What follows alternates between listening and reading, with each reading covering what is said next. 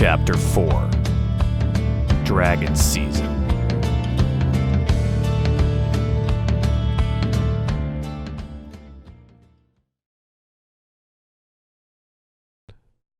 Welcome, everyone, to DieFall Presents Waterdeep Dragon Heist. I'm actually going to look this up right now because it's something I always forget to do, which is, what freaking episode are we on? Oh, okay. 13, it looks like. We're on lucky number 13.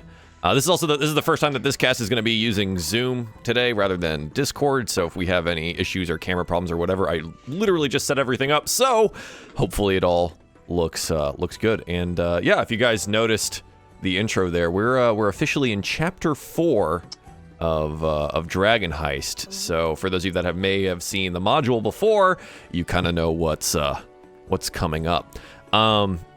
Yeah, so it's been good. It's I think.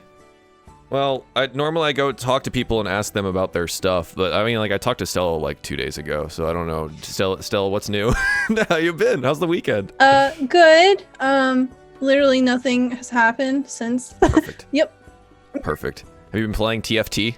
Team Fight Tactics? No? I've been socializing. I know. Oh, that's right. You're still in DC, right? Yes. What have you done? What's been the best thing in DC so far? I went shopping. Okay. Have you gone to like any of the like museums? I've been a million times, so. Oh. It's too hot. That's true. Yeah, very, very warm. But okay, you went shopping. Well, hopefully that was, I guess that was the best thing you've done so far in DC. That's pretty good. I had a barbecue. Okay, that's good. Nice. Food. I like barbecue. It's delicious. That's very good. Very good. Dungeon Dame, how have you been? It's been a while. What's going on? Good. There was my brother-in-law's wedding last weekend, which is why I was not present. Yeah. That was fun and hot. I could literally feel beads of sweat just like dripping down me during the ceremony. It was super. Oh yeah. Yeah. That's great. That's the best. I think that's pretty universal right now. It is just stupid hot everywhere. Yeah. And it's miserable. Love it. Gotta love it. Good. So good. So Bravo, I'm going to talk to you a little bit, even though, so we get to hear your crackly voice today. How have you been? Pretty good. Just pretty good. It's you know, this game's probably going to be a little bit easier because Cry doesn't say too much, and she kind of has a crackly voice too because she doesn't speak a whole lot. She doesn't. I always imagine like she kind of sounded like super gravelly and super like this exactly. Yeah. She didn't really ever use her vocal cords since she got to Waterdeep, so. So I guess this is the episode where Cry does the most talking then, because you have the voice for it now. She has been talking a lot, I will say. Yes, a couple sentences worth. It's been more than Guys, I've ever expected. Promise, I do play characters that talk. Okay? My bard here at home doesn't shut up, so I promise you guys. Just. This is her way of plugging. Hey, invite me back for a new show with a new character, and maybe I'll talk. I haven't ever played a rogue, and I'm really, really wanting to. Good. Mike, how have you been? I've noticed the ever expanding line of fruit cutie drawings. Do they have their own world now? Are we developing like actual canon for them? Kind of, yeah. As I was streaming drawing the most recent 3 the other night, the chat was just coming up with this narrative for them and the world that they live in and villains that they fight as like now they're some superhero group, I guess, that I never intended them to be. So I guess my chat whenever I get around to streaming is going to write the canon for me, and I'll just draw the characters and let them write whatever world they want. What do they eat? Yeah, in the last drawing that I put up, one of the characters is eating a sandwich, and I intended it to be jelly because it's all over her face, but then I'm like, jelly's made of fruit. It can't be jelly. So mysterious substance. I mean, like, bacon jam exists. Oh God. They photosynthesize. They don't need. They don't need to eat. you know. Well, I mean, like, so they're nutrient-rich sludge in it. right. So they're like fruit people, though, right? Like, so there could still just be fruits, like, you know, non-sentient fruits. I guess. I think that'd be like eating pets, though. I don't know. Really? I mean, like if they're non-sentient, does it matter? Yeah, maybe not. I don't know. I haven't thought that far into the world yet. Like, it was just supposed to be a bunch of cute characters, and then started building a world around it. I don't know how it all works. Now we have like some of these really weird conundrums to go through. Yes. Some like moral stuff. Yeah. Good. It's all I've enjoyed it. It's good though. It's good. Awesome. So do you guys want to play Dungeons and Dragons today? Oh wait, I thought we were playing like an Overwatch competition. Yeah. Oh, let me go get my controller. Oh, controller god. All right. Yeah. Maybe next time. Maybe I was joking. next... It was funny meme joke. Well, I mean, no, but actually, because we don't have next week, so because Stella is gonna be at Gen Con. I'll be gone too. Oh, well, never mind. And I think Dame's gone. No, I'm here. Oh, you're here? Oh, I have nothing to do. It's a long weekend, and I don't have any D&D. Wait, why is it a long weekend? Monday's the holiday in Canada land. Canada land. Maple syrup day or something. I can't remember which holiday it is, but it's a holiday. It must be Maple Syrup Day. That's perfect. I think it's like Family Day or like BC Day, one of the weird ones that we have. Family Day. There's one like every month. We get a stat every month. It's great. Really? Mm-hmm. That's kind of amazing. Okay, I'm Move very to Canada. jealous. You get paid. Yeah. Canada, Mom. Bye. Mom, I gotta go Canada. Yeah, because like what? We have like a Monday off like once every like 3 months or something like that, I think is how our holidays work. So Yeah. Unless you're part-time like me, where I could just ask for days off. that's, yeah, well, yeah, okay. Okay. So who wants to do a little synopsis of where we're at? Are we gonna roll? Yeah, but I was just gonna gauge the reaction of who might actually be able to remember what we've done. I have 1 note. Nope, 2 notes. Okay. 40 gold for bandits, and Grenda with a bunch of hearts. Hungover. Hungover. I love it. Yeah, go ahead and roll. Roll me a d20, and the person that comes closest to what I roll. I think Varys, I think you just rolled 20, not a d20. You just rolled the number 20. Well, so it's close. It's close, but it's close. Like I said, every time I open this up, it's like I've never seen it before in my life. I kind of want to give it to Cry because of the crit fail, why'd you have to bring that to my attention? You know, but per the rules of rolling, I do believe it's Mina within 2 here that needs to give us the synopsis. So, Miss Dungeon Dame Mina, please, what are we doing? Well, I believe we stopped after a lovely fight with some piratey type dudes, but before that we were definitely hungover. Cry almost died. Yeah, and then we decided to go look for our lost Nimblewright friend, who we found in an alley covered in herbs. And we made the decision not to kill the Nimblewright. Instead, they gave us a map that had Grenda Garlock with a big X on the dock ward near Mistshore. We hit level 4. We did, ding, ding, ding. And then there were some thugs at Grenda's when we got there looking for the stone, and we exploded them with the help of paying off some other thugs to help us not die. Which was super. I think, Stella, I believe you almost died, right? Yes. Almost kicked the bucket there. That was fun. And then Grenda opened the door for us, and we were about to go talk to her, but that's where we stopped, I believe. Yeah, so why are you here, though? The Stone of Golorr. Yeah, there we go. So we're on the hunt for the Stone of Golorr. What do you remember knowing about the stone? Everyone actually goes to their notes. What do we know about it? What do we know about this? Oh, that's not even the right D&D game that I just flipped to. To belong to the former Lord of Waterdeep, Neverember, Rainier's father. Hmm. And it was given to. I had it, and then it got stolen by the Nimblewright.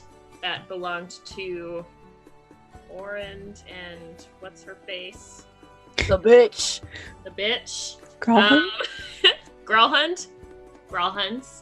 And they sent him away with a map to go find the dragons. Hmm. Find some dragons. Money dragons, not flying dragons. Money dragons. Yes, so legend has it. The Stone of Golorr knows where to find the secret vault of dragons somewhere in Waterdeep. So now our party is on the hunt for the stone itself. Supposedly some kind of weird magical item. Yeah, excellent. So at the end of the last game, we found ourselves in Mistshore. The party, after battling some of the Zentarum, right? Remember, the city itself is kind of on this Zentarum purge after the Growlhuns were attacked in their home for one reason or another. Seems that there's a little bit of some lying being done here.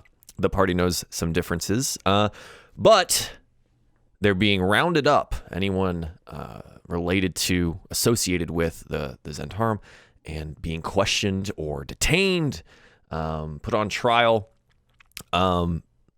Yeah, so it's interesting because you guys have worked for them in the past, but now you're actively killing their members and ignoring the summons of some of their higher ups. So we're gonna see what happens. But where we ended, we were in the docks ward. You guys killed some Zentarum that were attempting to accost Grenda Garlock about the stone. They know that she had it, but you killed everyone but the one leader guy that had the crossbow arm strapped onto him. And we finished with everyone alive, and Grenda Garlock opening the door and peeking outside. So that's kind of where we find ourselves now, down here in the docks district. And Grenda Garlock being there. For those of you guys that maybe didn't catch Grenda Garlock previously, here I will do a nice little show to players for the Grenda Garlock picture, which is interesting enough in itself because it has this weird contraption. But Grenda Garlock is a mage of some sort. She has this weird submersible contraption that she uses, and our players find themselves outside of her home. What would you like to do? We healed Malia, right? You're functioning, you're moving. Yes. All right. Yes, Varys healed me. Don't worry, I fix you. Thank you, Varys.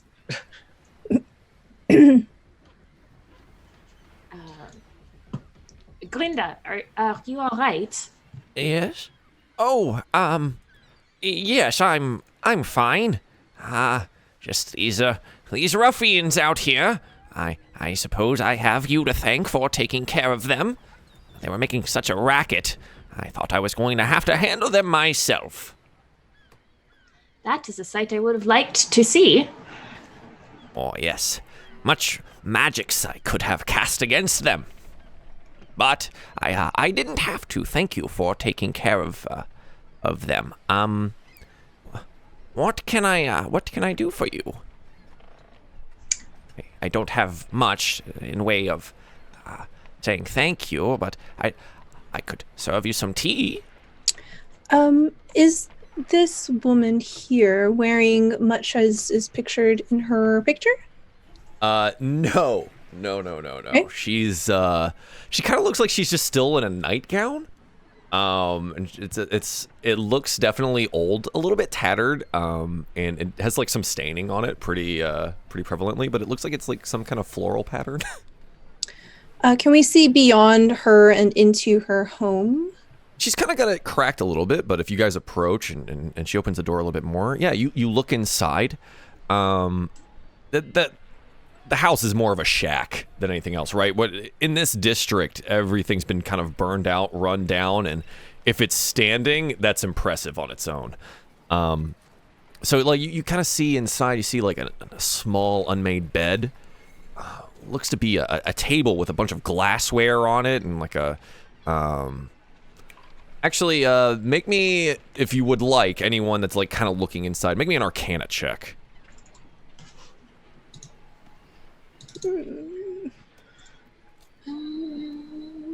Molly with an 18. Okay, yeah. Mina with 6.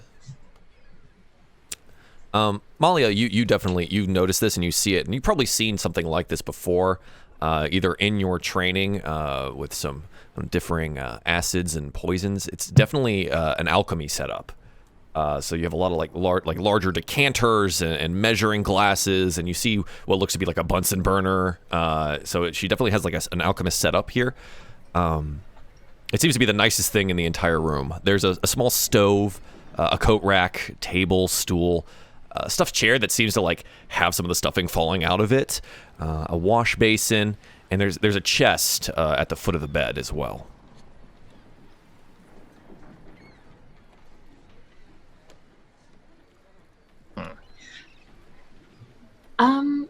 I believe some tea would actually be lovely if you don't mind. Oh, yes, of course. Please do. Come in. Come in. And she opens it. I don't have many places for you to sit, But she like gestures to like the stool and the stuffed chair. She says, but I'll prepare the tea. and she goes in there. She gets like a kind of like beaten up old copper kettle, and she pulls some water and goes and like places it on the little stove and starts heating itself. And she turns around and kind of wrings her hands a little bit. So thank you. What brings you to this side of town? Well, actually, we are looking for something. Oh, is it anything old Grenda can help you with? I love her. Grandma. Malia is going to kind of cradle where she was shot very horribly, and where it's probably all bloodied, but it's healed over because of the magic. She's like, I am so sore. Can you please give me something for the pain?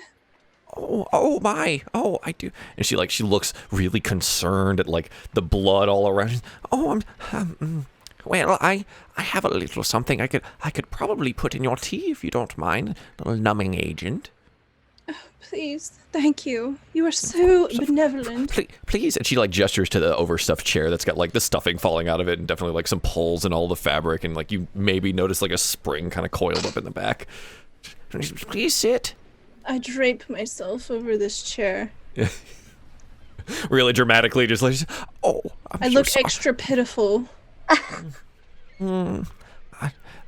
She kind of like, wrings her hands some more, and she pulls out a really like old beaten up tea set and simply got some chips out of it, and like pours the heated water, and she's like, well, let it steep for a moment, and then you can drink it. What is it that you are looking for? Malia tries to very subtly wink at Mina. Oh, actually, we are looking for something to help our friend there. She was injured before the fight, and then when we came here to see if perhaps you could help us, we were distracted with the thugs outside your home. I'm not much of a healer. I do dabble in, and she like gestures over to the glassware. I dabble a little in some alchemy. Maybe there's something I can do to help, but again, I don't have very much. And she kind of like gestures around the room, and you notice that like the ceiling's kind of halfway caved in and just like tarped over with like a sailcloth. And you're like, oh yeah, wow, okay. What kind of alchemy? A little of this and a little of that. But what kind? Are you well versed in alchemical abilities? Sometimes. Depending on how the dice roll that day. Sometimes I make various potions and things to sell at market, and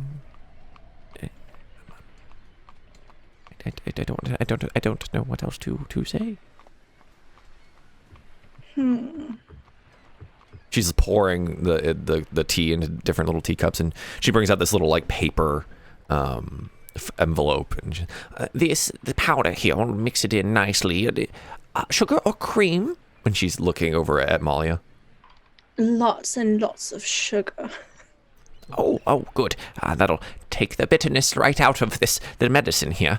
And she like dumps this powder into your tea and adds like 4 sugar cubes and stirs it with this like kind of bent up spoon and hands it to you. She's, I only have 1 teaspoon, so we'll have to share.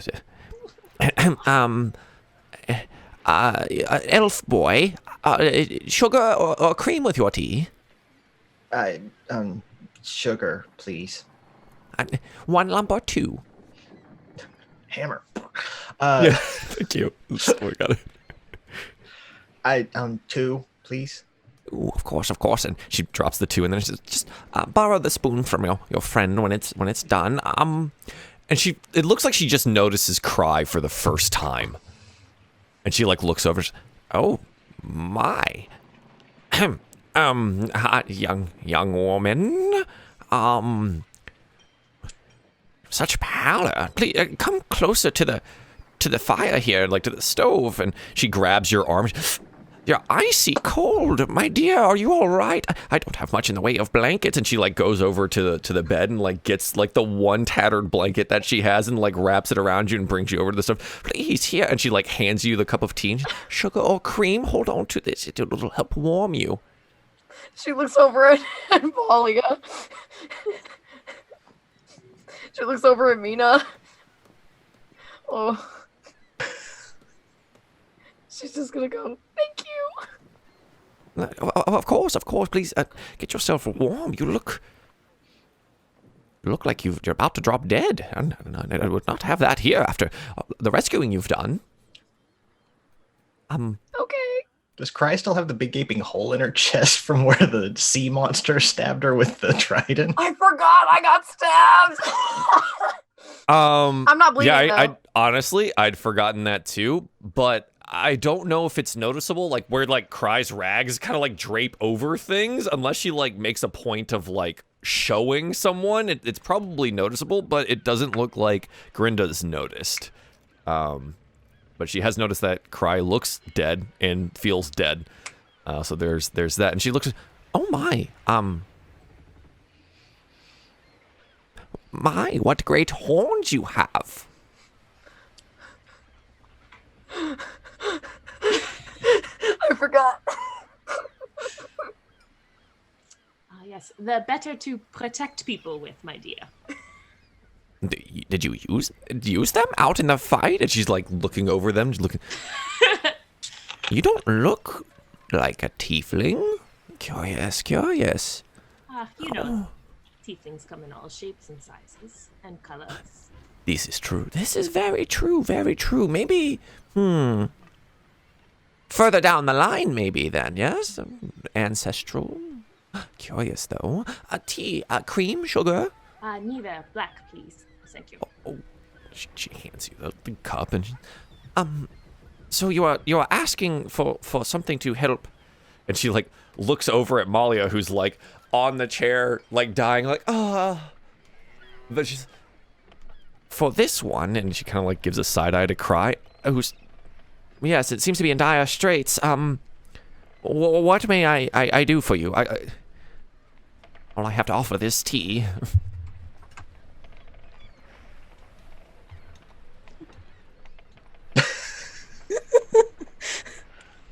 Malia's totally derailed Mina. She was straight up just gonna ask before, but now she's like, I don't know if I should. Maybe you should be subtle.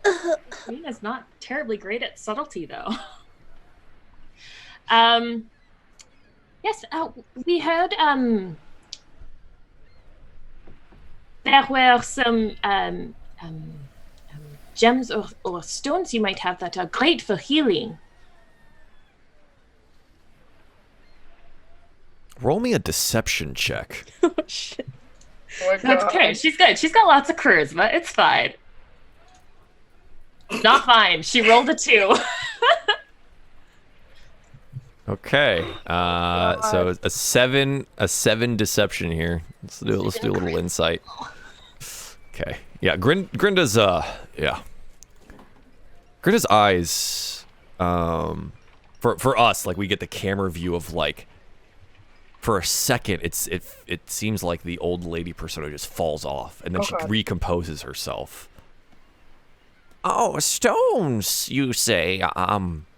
Well, there are types of healing you can do with stones. Some people like to heat them and then place them over cloths on their body to soothe aching muscles. Is that what you mean?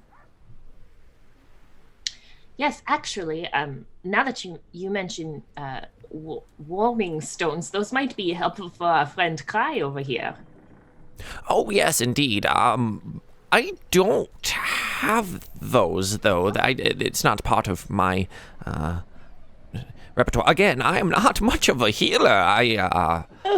You do. Just live here on the bay and look out over the ocean, and I'm semi-retired, and again I make the occasional potion, but mostly I just keep to myself. And Semi-retired? What did you do before?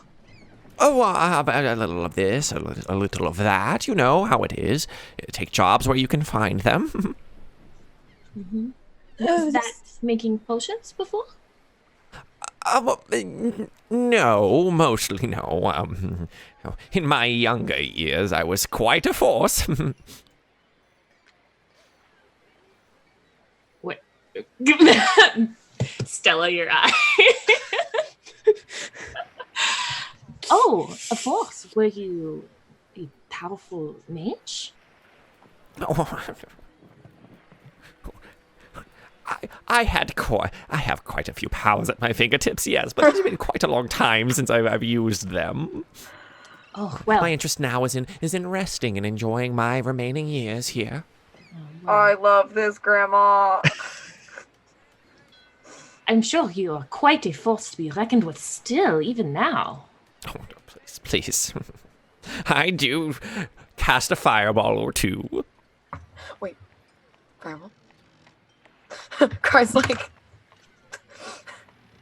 Oh, no, cry! the finger she's like... Wait, do you have them out? No, they're tucked away. Ooh. I have them. Oh, okay. I just want to know because, Grenda's a mage. She might know something here, so. Yeah. But okay, sure. yeah. No, Mina's got them tucked away. She's keeping them well away from Cry. Sure. A fireball or two. We've recently. Did you hear about those fireballs up in the north road? Oh, yes, terrible business that. I heard quite a few people died even. This terrible, terrible thing. I wonder if they've caught the person that's done it. Waterdeep's finest. They're probably well on the case. Ah, yes. Waterdeep's finest. Yes, we were actually in the area when that happened. It was quite a sight to be seen. Oh, my. That's terrible. I'm thankful you're okay, so that you could come save me. Yes. It was absolutely our pleasure to come here and lend you our aid, although I'm sure you could have handled it. Oh, mostly I just wanted to ignore them so they'd go away. I'm not sure that would have worked. They seemed very intent on getting in here. They said something about a stone of Golorr. Yes, yes, I suppose they did. What even is that? I'm not so sure. If you want to roll an insight check, now would be an Now would be the absolutely time? excellent time to do so. Oh, she's not so great at insight. Give us the tea, Grandma. No better than deception. She did. Anyone else that's looking also roll insight? Oh, absolutely. If you're in the room, you can absolutely roll insight here. Oh God. Oh. Varus 19, Cry 22. She's over with Varus- me, like, Yeah, Varus and Cry, she knows something. She absolutely knows something. She's being very coy about it. And you almost don't catch that she's telling a little bit of a half-truth. You see like a slight quirk in the mouth. You see her eyes kind of slide a little bit, checking the escape routes of the room. she's a cheeky old lady. Which makes me love her more. Yeah, I want to adopt her. Okay, we're gonna collect her and the nimble right and the horse. Okay. Cry's gonna look over at Varys. They have that little connection. He's gonna look over at Malia and be like,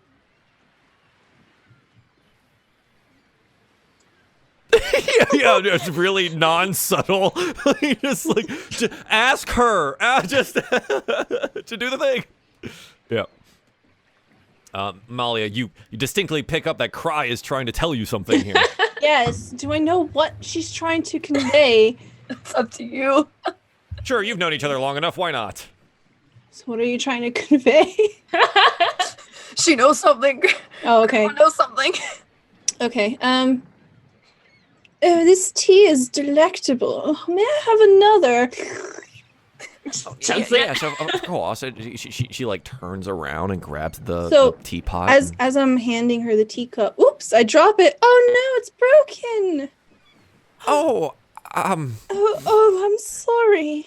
That's all right. I only have the 4. Oh, Now I have the 3. It's plenty for me. I don't have company often. I'm very sorry, and I know you're in such dire straits now. Let me help you clean. Oh, get up. No, please No, don't. it's You're so fine. hurt. You're so hurt. No, I don't. I must. I don't. Please I'm a sit. I guest. insist. No. I No, insist. no. It's okay. Get up and like put my hands on her and just like pat. It's fine. I'm sorry. Please, just. I do suggest that you sit. And she casts suggestion on you. So the activity is sit. Yeah. So she's gonna do this thing, and hopefully I figure out how to do this. So it's a concentration, 1 action. You can hear and understand. So you need to make a wisdom saving throw, please. Gosh.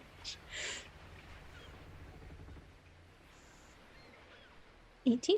Oh, an 18. Yeah, so you save, and you felt, when she said, you felt the magical weight behind the words. And it like, you pushed through it, but it felt like a stone was trying to like weigh you back down into the chair.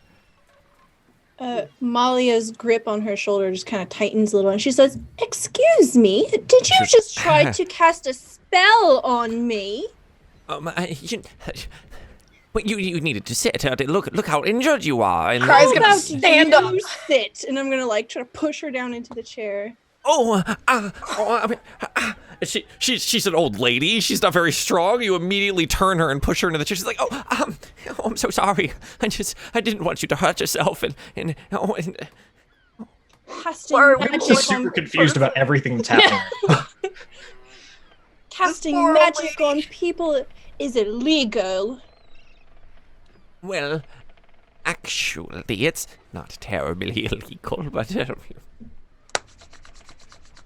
only if you report me to the Waterdeep guard. Looks over to Mina. We about to teach this old lady a lesson. Well, I mean, it's about to get wild in here. suppose we don't need to report you casting illegal magic against our consent on one of our close friends here. She's like looking at you expectantly. Yes, okay. I hear there's a something you want out of that. Perhaps. Mina's gonna get up nice and close. Oh my god. We are looking for something. Yes. Mm-hmm. I hear you might have it. Whatever you've heard, I'm sure I do not. What were those thugs looking for? Roll me an intimidation check with advantage. Oh my Heck god. yeah! We are bullying old people. Intimidation with advantage. 23. A 23. Oh my Barely, God. but she understands when she's outnumbered and in tight quarters. You see as like her face falls a little bit, like all pretense of like her shaky hands, the ringing, the kind of like glassy look in her eye, it all just kind of fades away, and she looks and she's like, They were looking for the Stone of Golorr, which I do not have. It's like when Yoda stops being a crazy old coot and like Yeah. gets serious.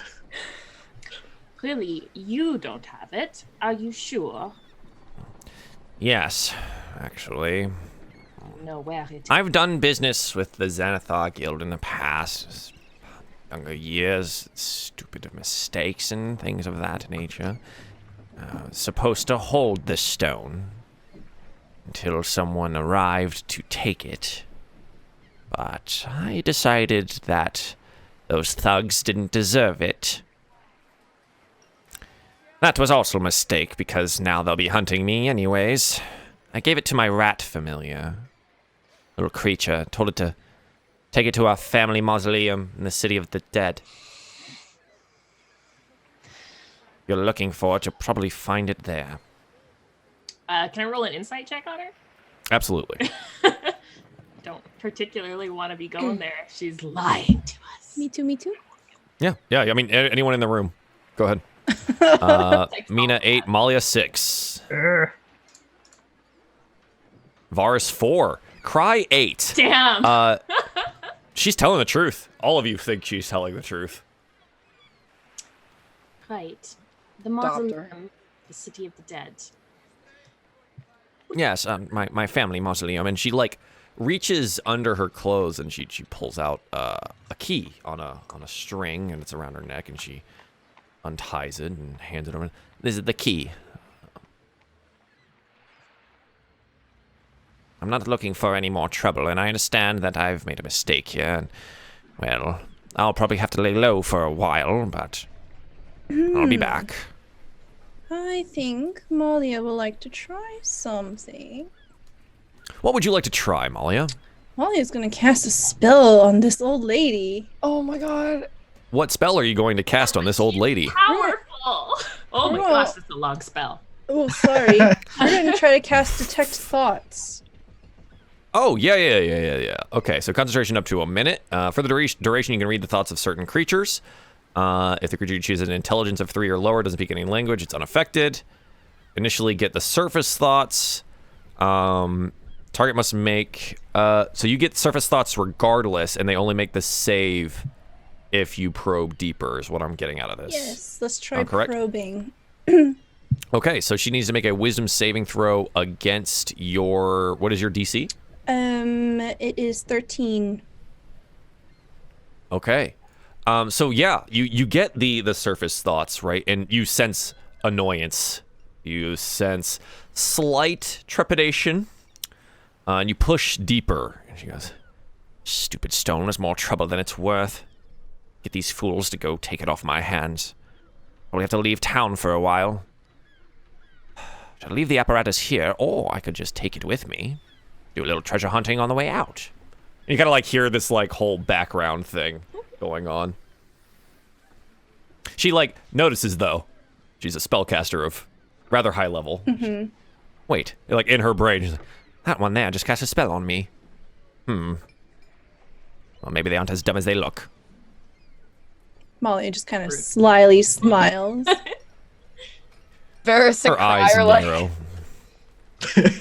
Now, is there anything else I can do for you? And she's like glaring over at Malia.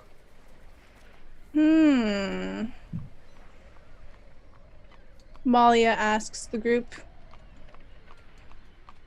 Wait. Never mind. It's too crazy of an idea. Just with do this it. group, Come on. that's not Nothing's too true. crazy for this Say group. it. Malia kind of looks over to the group and she says, "Do we want to perhaps provide her some asylum in our home?" Yes.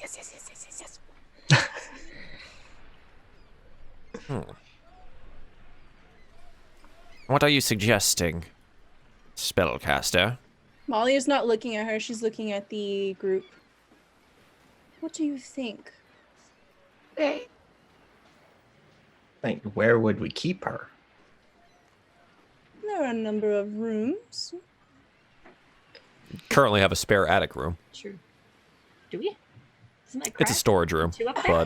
but there's 2 up there. There's technically the quote-unquote storage room that Varys slept in the first night, but it's been unused.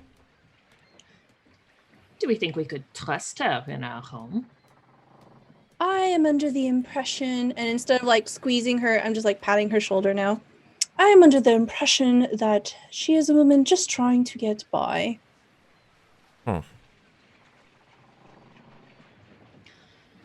Well, I suppose it wouldn't be too crazy for one of our grandmothers to come visit with us at our home. Wait, is Floon still living? Is he still there? Probably. Like, how many people are we giving asylum to? All No, of them. Flynn was just visiting at one Okay. point in time. Yeah, he just was there to drink with you. And then he left when Renair left. Okay. Yeah. I thought When it was Renair gave you that like ultimatum about like pick a side and then left. Okay. You see, we are also not fond of the Zentarum. Well,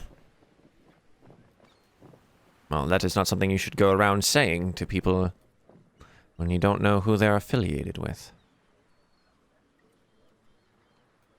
But Well, you said so the same yourself.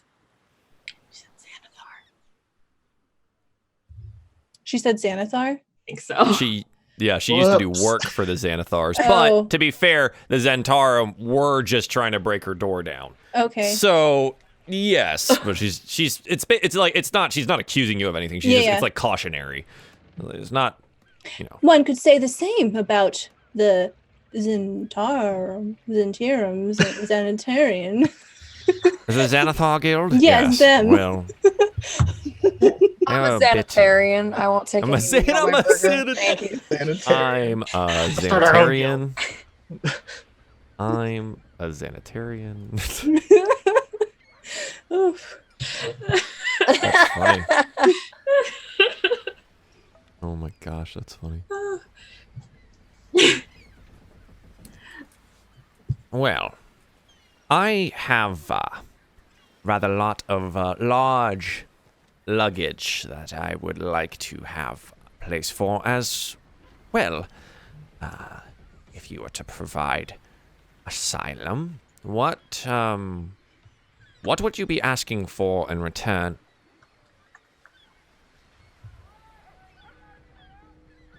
Your help in recovering the Stone of Golorr. Oh, no. I can't be seen trying to get it back after I double-cross these people. You have my help. I gave you the key. I told you where it is. Just go get it. How are you for protection? Our home, like I said, we were around when the fireball went off. We are a little concerned.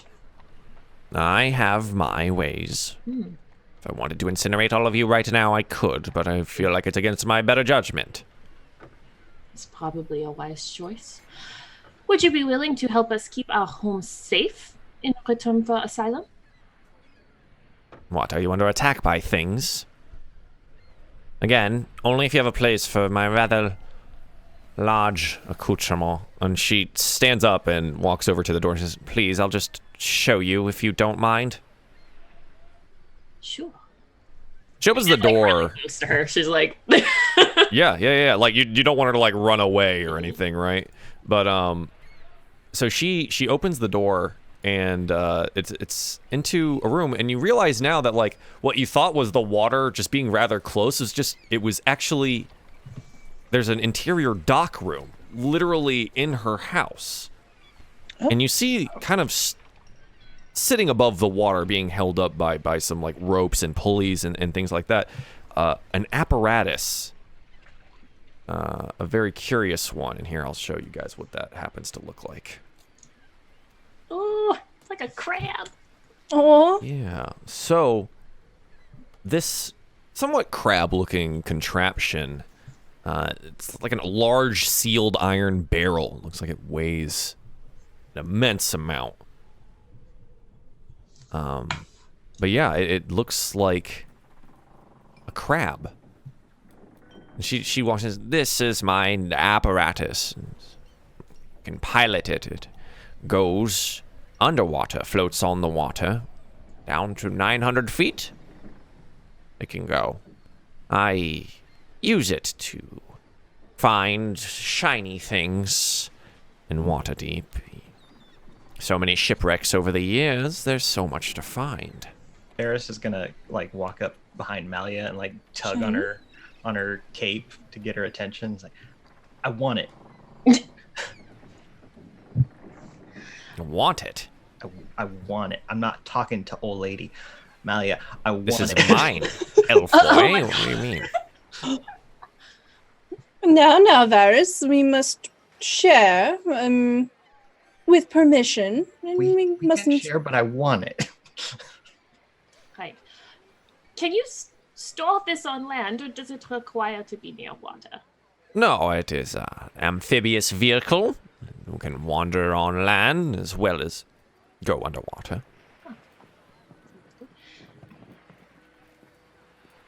But, as you can see, it's rather large, and I don't know if your home can provide a space for it.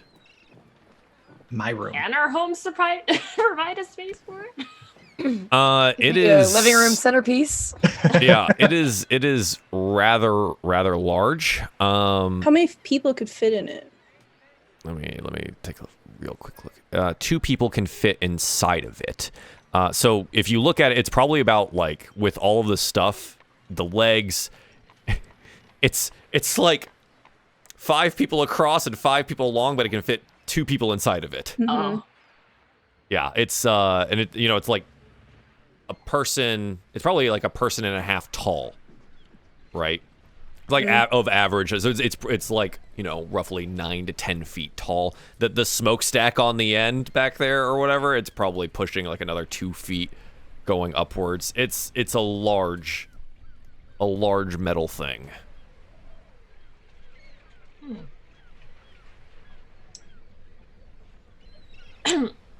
Malia, did we ever make that stable? I couldn't remember a damn thing after that drinking session. It was all, oh, do you know if we have a stable? I vaguely remember stacking some crates, but I don't think it did. Stacking some crates, taking some parchment and pen, and like just writing stable, just Well- slapping it on there. Grenda, we do have intentions of constructing a stable at some point. We can perhaps expedite that plan and store your device in there once it's completed. How long?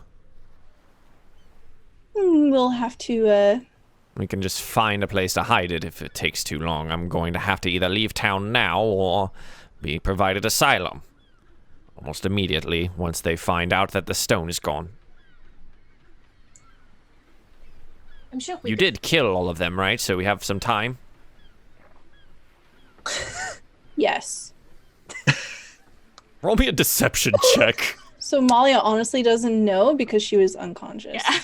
Oh yeah, no, roll it anyways. Perfect. Do it. 13. Well, that's a rather good deception. She's going to incite you.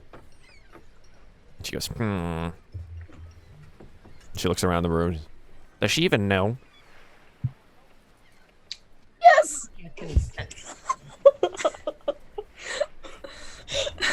I'm sorry. I feel like I'm responsible for strings of lies that are totally unnecessary that we didn't need to make throughout this whole campaign we've been playing. Oh my god. No. Cry, natural 1. Varus, natural 1. She looks and just... Oh. Venus just like... How many... Cry and Varus didn't even say anything. We just nodded in agreement with Malia.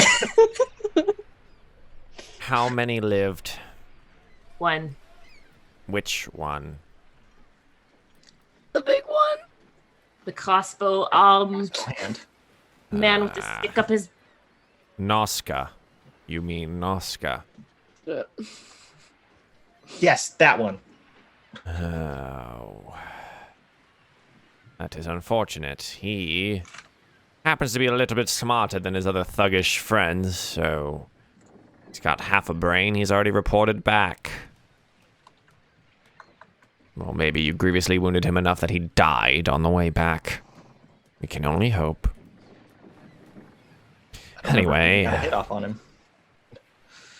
You did. There was a couple of shatter spells that Oh, that's rocked right. his world, but he did survive, as far as you know. She goes, well, I can attempt to find a place to stash my apparatus and then make my way towards your home if this offer of asylum is still open. Yes? Yes, of course. Yes. where can I find you? Trollskull Manor? Trollskull? That old dump. We've fixed it up. It's quite nice now. I suppose I'll be the judge of that, but I It's do nicer than appreciate... this. She, like, looks over and goes, Yes, I understand. The life of a treasure hunter has its ups and downs. Rodan Gramsey said it was good. Yeah. True. We have received quite good reviews. I can't remember the guy's actual name. Close enough. close enough. I appreciate your offer. But for now, I'm going to pack my things, and I'm going to take my wonderful invention and find somewhere to put it. I will come to call on you sometime in the next couple days. Right. If we are not there and our staff is there, just let them know that you are my grandmother from out of town and you will be staying with us. Okay, of course, that's fine. Oh, my name is Mina. That would be good information for you to have. That is excellent information. Normally, when you invite yourself into someone else's home and drink tea with them, you should probably let them know your name. But that's fine, Mina. Grandmother to Mina. Seem to be missing parts of you, but I'm sure they'll believe it. Fine. Didn't always have them. What? What do you mean by that? Oh, fuck. Was she not born with them, as most tieflings are? No, I hit puberty a little late. That's odd. Everything I know about demon folk is that the horns will start budding when they're children. Yours do seem to lack the growth, which I suppose means they haven't been there long. How did I not notice this before? Fuck. Oh, maybe you're not as smart as you think you are. You're being rude. Excuse me. I'm being rude? Yeah.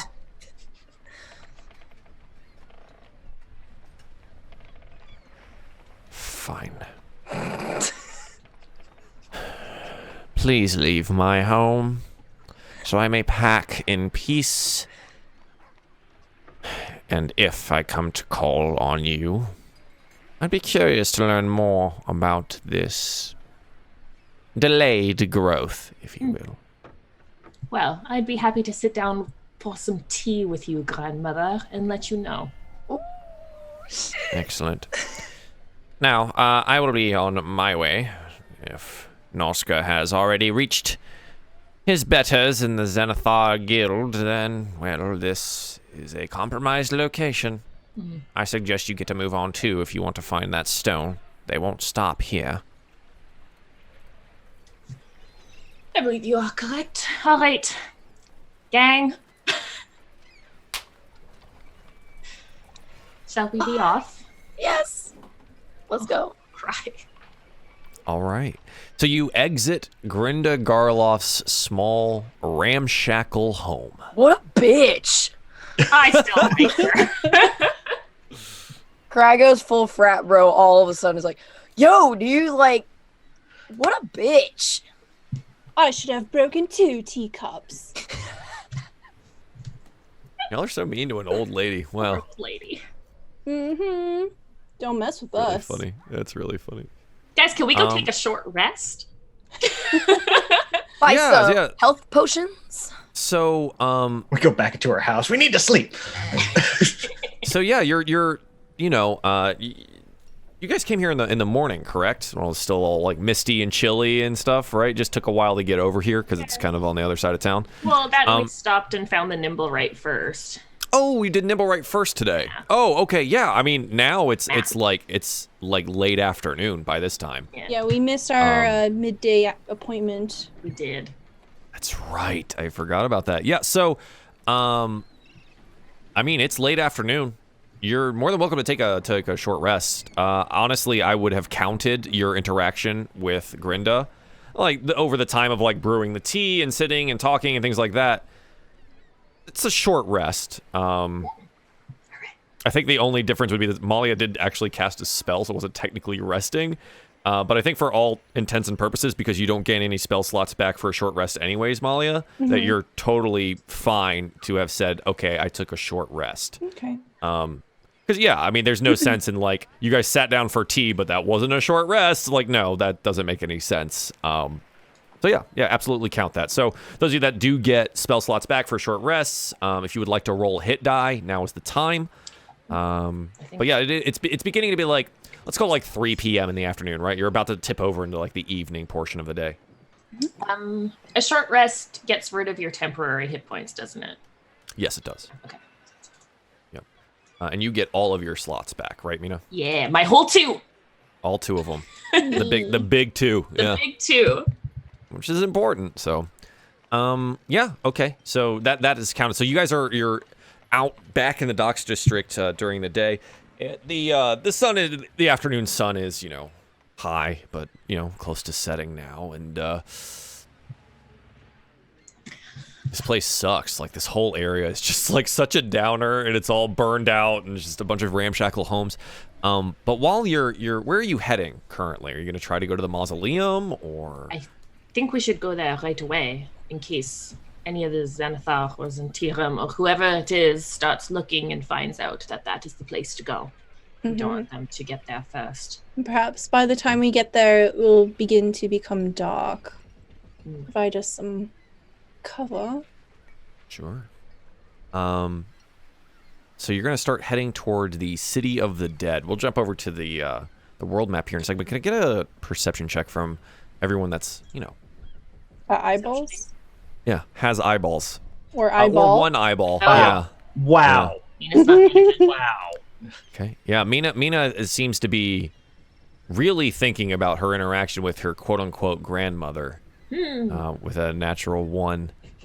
Malia with a 7, Varus 18, Cry 4. Varus, I see a lot with my one eye. something's watching you. You feel these eyes. It's like multiple eyes boring into the back of your head. I'm gonna turn around and see what's there. You see, oh no, you recognize one of these. You have an eye stalk of one of these. Oh no. A gazer is floating in the air about 60 feet behind you, and it gives a little of surprise and like darts behind a house as it sees that it's been noticed. I don't know who I'm standing closest to, but I'm gonna grab him and like there was one of the eyeball monsters. Yeah, here. Little one. This is This is them because I think they're hilarious looking, so I want to show chat to everyone. They're amazing. This is a gazer. Oh my It just goes up and like floats off to the side. It thinks it's very well hidden. Let's go get it. Can we keep it? Varys is gonna draw his bow and start heading in the direction that he saw it go. Yeah, absolutely. So you start heading towards where the gazer is, and it like sees you turn the corner, looks down, and goes, "Huh?" I'm assuming you're gonna try to kill this thing. Oh, hi. Oh. Am I right, Varys? Yeah. Okay. It's it's like making these they're noises and maybe not. these things are not very smart. It thought it was hidden. So Varys, go ahead and you yourself, you now have an opportunity to surprise this guy and attack him. Use surprise. Yeah. So you have advantage on your bow attack here against the gazer. Dun dun dun. Well, there you go. Okay. Yeah, an 18 with a longbow is absolutely gonna hit, and you loose the arrow at it. Or the 23, sorry. So 8 piercing damage. Yeah, you hit it in one of its eye stalks, like pretty directly. And it like kind of spins around like in the air a little bit, and it because and so it's going to attempt to attack you with its eye lasers. So it can choosing one. Yep, it's gonna. Has anyone else like followed Varys to this I location? followed Varys. Okay, so you guys have followed Varys. Things, right? Because I was like off in my own world. So. Yeah, pretty much. So those of you that I think let me take a look at perception checks here real quick. I think you guys are like a couple steps behind. So like this round is gonna happen, and then you'll be in the thing here. So you guys are like Varys like darted off without you.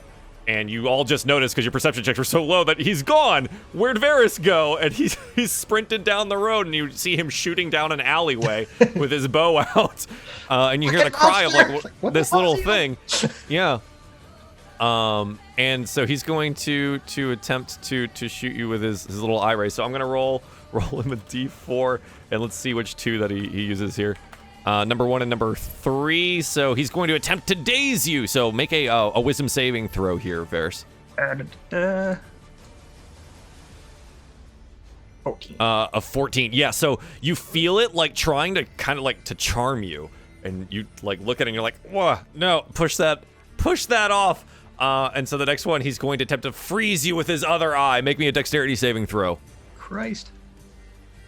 A 12. You just beat it. You dodge out of the way as this ray of frost comes like flying by. You can feel the cold tightening into your chest and like the frost coating your clothes as you just deftly dodge out of the way. Okay, let me go ahead and pull this up. Go ahead and roll me initiative. Click on your tokens. Roll me a little bit of initiative here. Too many windows open. Right. Same. Like, which one is my spell sheet? Which one?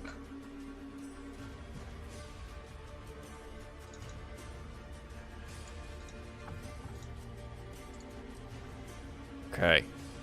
Yeah, let me put these in order real quick.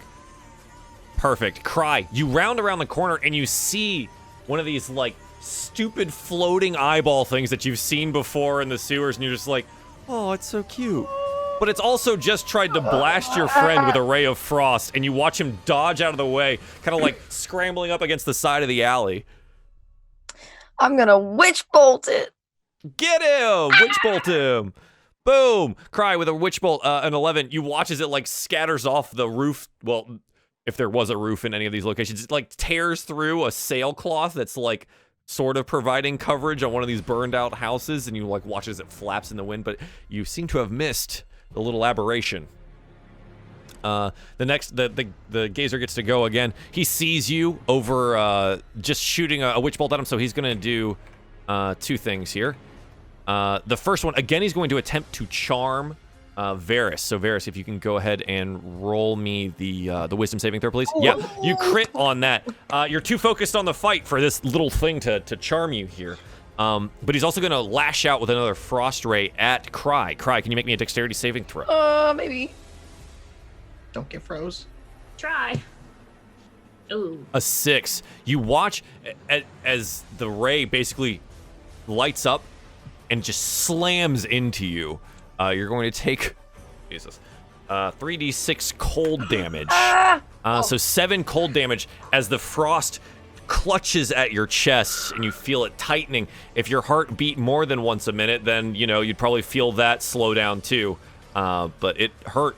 It hurt a lot. Ow. And you watch as, like, some of the skin is, like, beginning to blacken a little bit from where the frost is taking hold. Yeah, okay. Malia, you watch as, like, this blue ray slams into Cry at the end of this alley here. What do you want to do?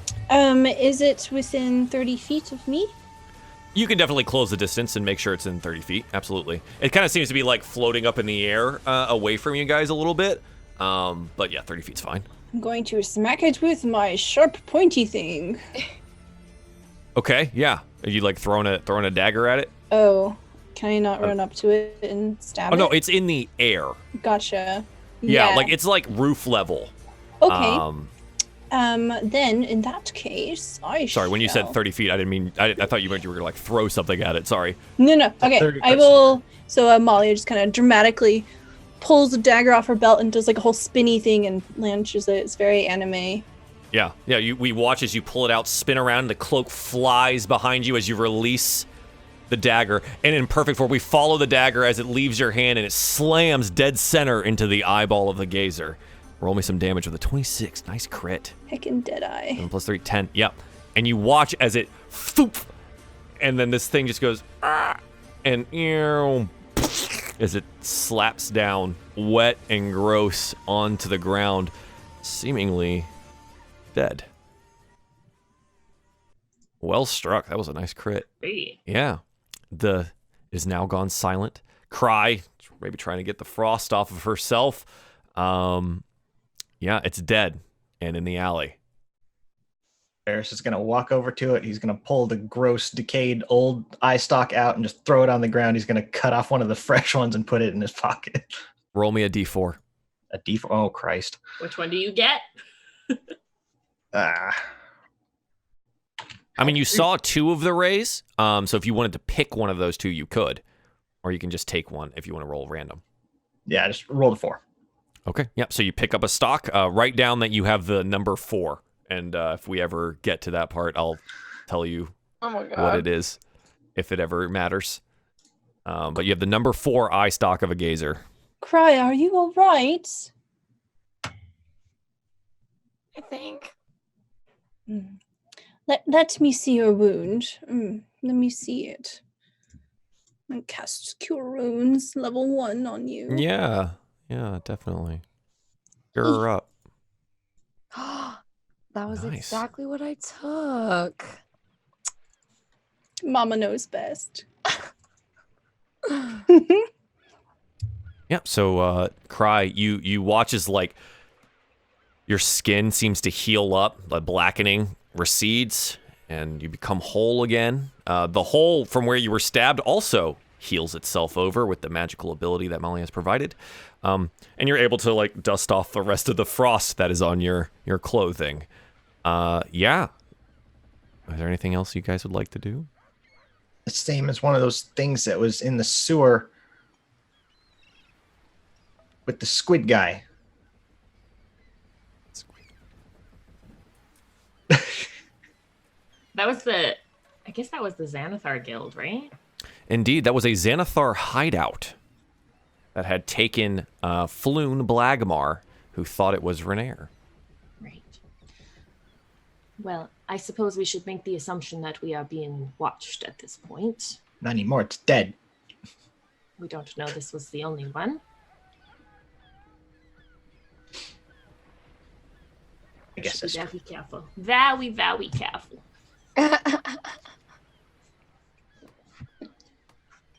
But shall we continue on to the City of the Dead, or? Can I take a quick look around to see if there's any more or anything around me? Roll me a perception check. Around us, I should say. That's persuasion. That's the wrong one. A 5. No. This area of the town, and you remember the fire, Varys.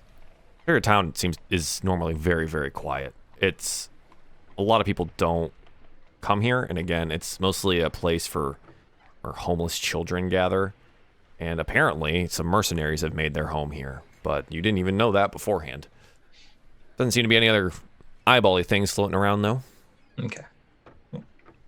I think we're good now. Yeah, let's go to the city of the dead. I shall retrieve my dagger from the corpse. Yeah, absolutely. With a nice... You pop it out, wipe off the gore. And, Prestidigitation. oh, not even wiped off. And it just prestidigitates the gore away. Yeah, and it's gone. So you guys want to head to the mausoleum. Is there anything else you want to do in between those two things, or you want to get right over there? I think we just want to make a beeline. Yeah, perfect. So for everyone to know where the players are heading, we're going to jump on over to the map of Waterdeep here. Oops, the gaze are still up, so hang on. Yeah, so let's take a look at the map of Waterdeep, because I have all of these pictures and things up. So they were down here at this big old X in Mistshore. So this is where they were in that little neighborhood area. So what they're going to be doing is they're going to travel all the way across through the dock ward and through the trades ward up to the City of the Dead. The City of the Dead is a large cemetery full of mausoleums of varying families, lords and ladies, and otherwise important people, heroes. And it's actually quite a peaceful place. It's one of those things that's like, yes, it is a cemetery, but it's also the largest park and largest green space in Waterdeep. So you'll find people that just like to wander the City of the Dead, to find time to relax and ponder their thoughts. So you head across the city to the mausoleum. Did you guys want to catch a dray on the way over there, or were you just gonna take the walk?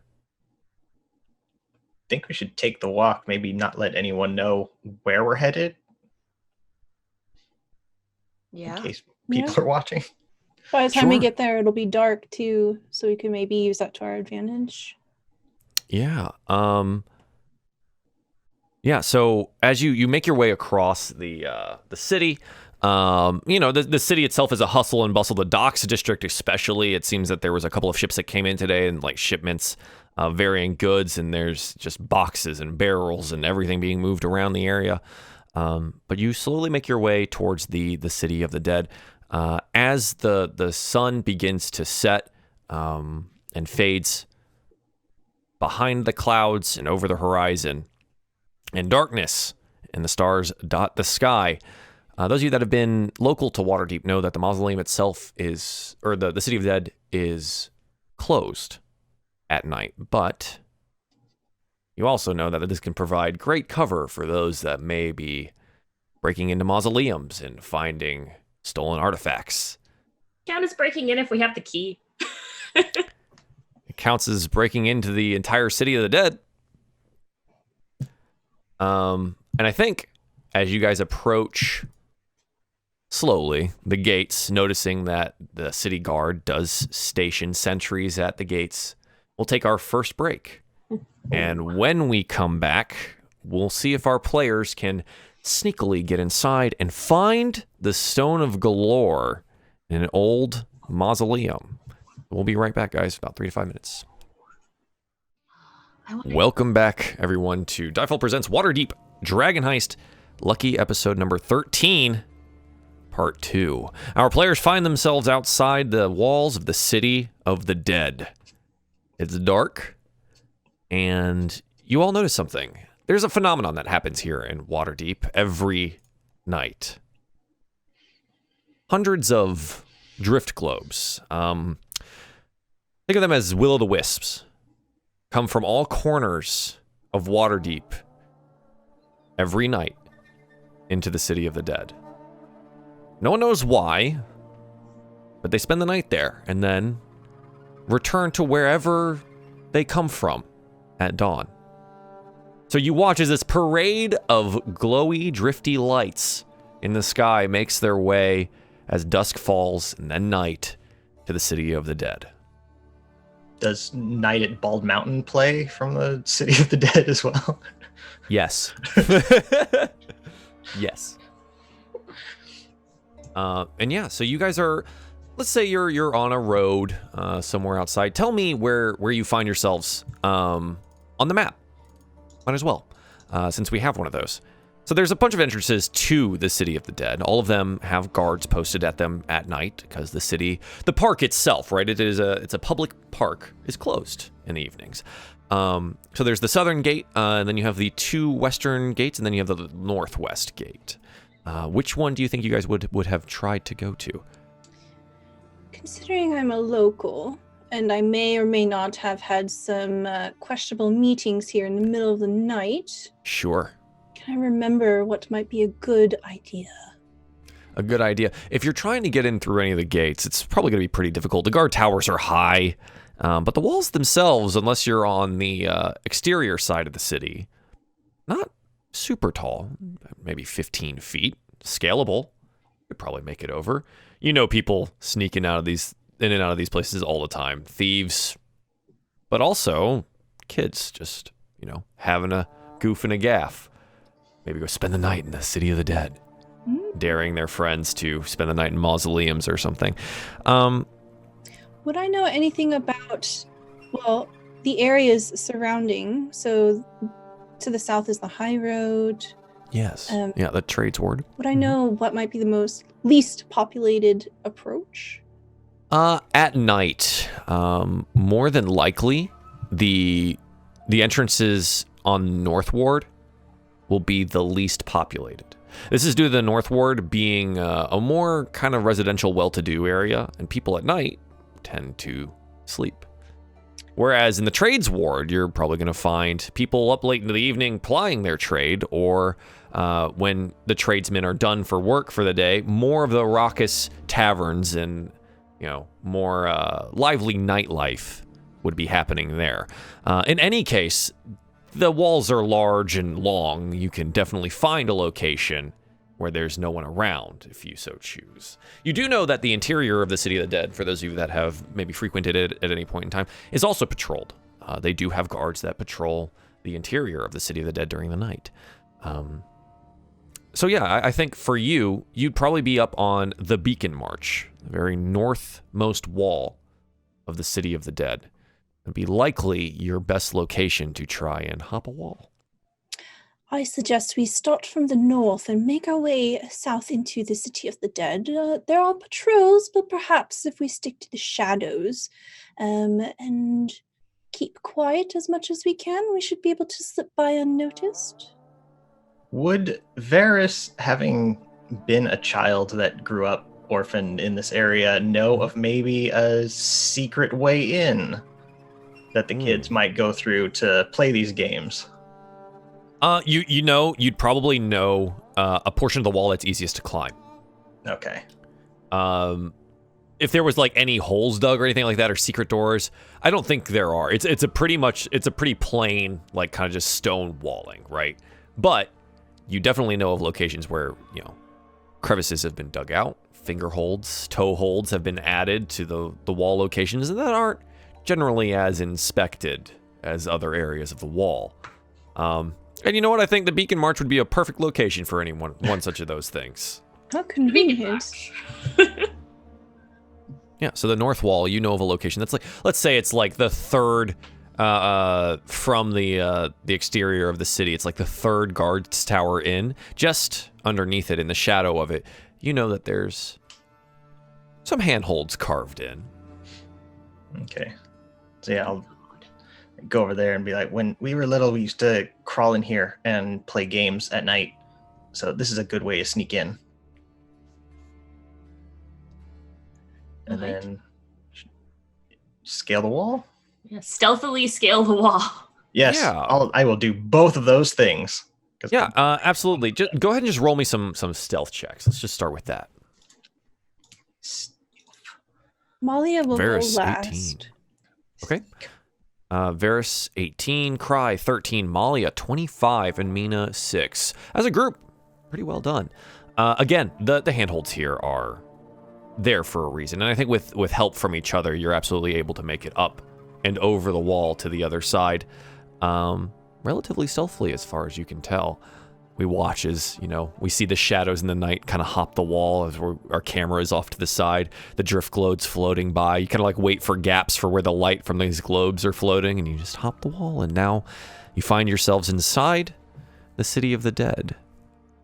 The city of the Dead itself is beautiful, well-maintained park space, large, old trees. The mausoleums seem to be kept in, and the crypts seem to be kept in quite good condition. Well taken care of by the city itself or the families that happen to own them. There's large marble statues about, and some of the more ornate carvings on each of the mausoleums kind of point to the wealth and status of the families involved. Yeah.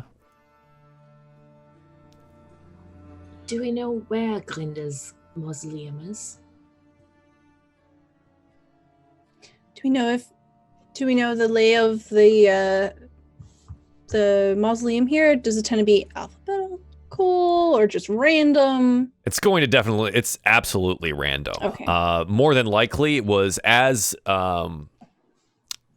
people of prominence came to live in Waterdeep, and then had their dead and their families buried in these locations.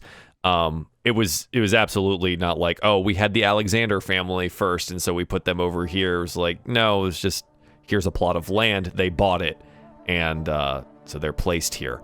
I think with some investigating, wandering around, you'll be able to find something. Can Kiggs read? You can see through Kig's eyes. I don't think the cat itself can read. Okay. I suppose we'll have to find it the old-fashioned way. Well, all right. Guess we're gonna start investigating quietly. Perfect.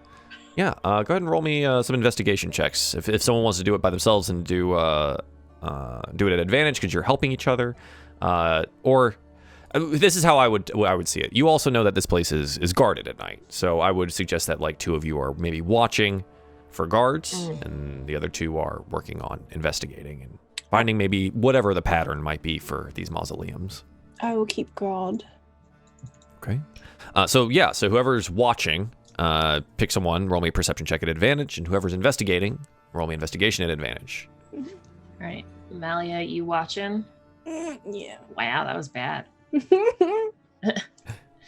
I'm human. I can't see in the dark. Yeah. Oh. Double 14s. And Molly with a 10 on perception. Varus 14 investigation. Yeah. Your stealth checks still apply, so we're not going to have you re-roll those, so it's relatively high.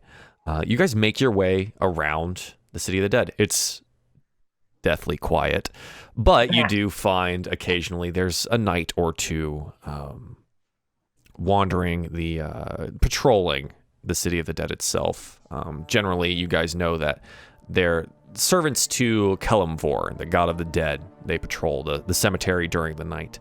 But it doesn't seem that any of them notice you. You proceed southward in the City of the Dead, checking the names on each of the mausoleums until you find, well, it's pretty evident to see that maybe this is the one that you're looking for. The mausoleum of the Garlock family. The double door to it is wide open.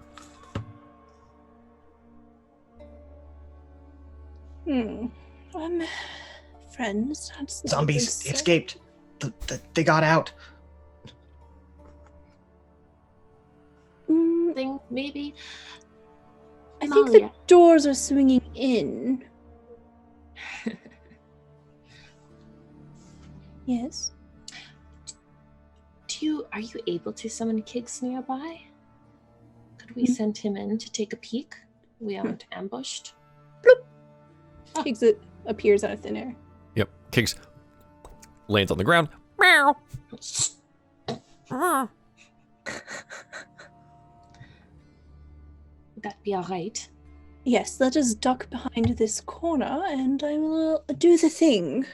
Yep, so you do the thing and you find yourselves in the eyes of Kiggs and you wander into the mausoleum. Mm-hmm. Yeah. Yeah, so you wander inside and you see the mausoleum has tall ceilings, roughly 8-foot-ish high. As you pad down, or pad inside, you notice that there's stairs to the back. There's 4 crypts here in the first level, and a large staircase going downwards into most likely catacombs of some kind. See that 2 of the crypts are just on the side, and 2 more up on kind of a couple steps up on like little plinths. What would you like to do? I will relay this description out loud in a whisper, but I won't be able to hear them or feel. Oh gosh, yeah. I suppose Kix will continue further. I do only have a range of 100 feet. Okay. I'm assuming you're directly outside, kind of like leaning up against one of the corners here of the mausoleum. The first floor itself is about 40 feet to downstairs. So if Kix proceeded into the catacombs, you could get about another 60 feet into the catacombs. Let's put the cat in the catacombs. Perfect. So we see from our camera view, we watch Kix as they carefully pick their steps across the family emblem on the floor and down past the 4 ostentatious marble coffins, down the stairs and into the crypts. Does Kix see in the dark? Let us see. Cat. Do not think they have dark vision. Keen So smell. weird as a cat, but Yeah, no dark vision. Just keen smell. Okay. It's dark down here, and I know cats in real life, they don't have dark vision. They just have like a low light. They're able to see in low light. I don't know how far the lighting from the exterior here at night proceeds down into the catacombs, but I think you get to the bottom of the stairs and it's dark, and you see some things. You see some dust, empty wall sconces, and cobwebs. And you see like maybe 1 or 2 of the first stone coffins in the alcoves, but nothing else. And I think if you went any deeper, Kix would definitely have a hard time seeing. Okay. So I'm gonna do 2 things. First thing, I'm gonna try to have Kix listen for any sounds of life down there. Yeah, roll me a perception with the cat. Okay. Perception is +3. 17. 17. No. Barely even the wind permeates down here into the catacombs. Okay. And the second thing is, with my familiar, I can cast touch spells through it as an action. I'll just have Kix use Shocking Grasp and like spark some lightning. Okay. Does it have a better look, maybe? So it essentially it amounts to a lightning flash, right? Like, or if you take a picture in a very dark room with your flash on. So sure, we'll see what you can see. find Kix. Yeah, so some lightning from the Shocking Grasp flashes, and we all get that weird after image portion where like the scene of the room is like burned into your eyes a little bit, and all you see is that the catacombs turns down towards the end, about 40 feet from where your cat sits at the end of the stairway, and you see a couple other coffins and alcoves, but nothing. No movement, nothing here. It's pretty clear at this point you're either going to need some light or you're going to need to do a little bit more investigating beyond what Kix is capable of here. Okay. I'll release my possession of Kix and tell everyone what I saw. Okay. We will have to go under if we would like to see more. All right, well, at least we know we won't be ambushed as soon as we walk in the door. Hmm. In theory. Right. Who of us can see in the dark? I know I can. You each have, I mean, you have torches on hand in your packs, so you're more than welcome to light one of those. But yes, some of you do have dark vision ability. I believe everybody, but I have. Oh Yes, yeah, I think everyone else does. So Malia would likely need a torch or a light spell of some kind to be able to see, definitely down in the catacombs portion. Right now, you're already having enough trouble as it is. Mostly the drift globes are allowing you to see here in the city of the dead, but it's definitely dim light. So how hard would it be to acquire a drift globe and bring it with you? So Malia does have a light spell, and you've seen her use this in the tavern. When we had our little block party, she just lit up the area with the light bulbs. Yeah. Oh yeah, those are cute. So Malia does. What do you cast your light spell on? I'm going to cast it on my dagger at my hip. Okay. So like easily shieldable by like putting your cape over it or something like that if you needed to like cut the light. Yes, but I also don't have a cape anymore. Oh yeah, you gave it away. To the nimble that's right. That's the second time I've said that because I thought you had your cape still. I'm sorry. I'll take my hat out. That way I can like kind of hide it inside of my hat. Like a hooded lantern. Yeah. Yeah, sure. Can you put the light spell in the chat for me real quick? I just want to see distances and things. Duration of 1 hour. Perfect. Till the spell ends, object says a bright light of 20 feet, dim light for 20 feet. Perfect. Any color as you like. Do you have a color preference that you choose here? Ooh, pink.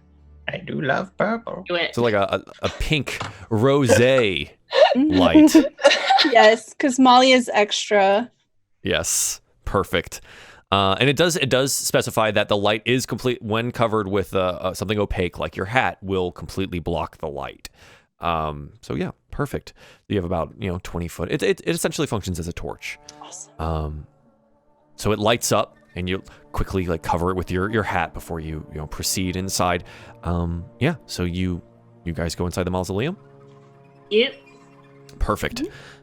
Yeah, again, you find yourself inside. The stone double doors of the mausoleum are open. And you see the family crest emblazoned on the floor and 4 large marble coffins. You see the engravings of some of the names of different Garloths on those coffins. Would you guys like to start investigating? Yeah, I was gonna say, does anything look disturbed? Sure, yeah. Check the dust. Roll me some investigations. Is there anyone like keeping watch? Who's I'll investigating? keep watch. Yeah, okay. So Cry, if you're keeping watch, roll me a perception check, please. And everyone else can go ahead and roll me some investigation. Wow. Good thing Molly is here. Yeah, Varus, you seem distracted by something. What's going on? It's very dark. Yeah, true. It's dark in here. It's dark in here. It's scary. Yeah, it is spooky. He's still convinced that zombies got out of the crypt rather than people went in. So True. I believe it. Yeah.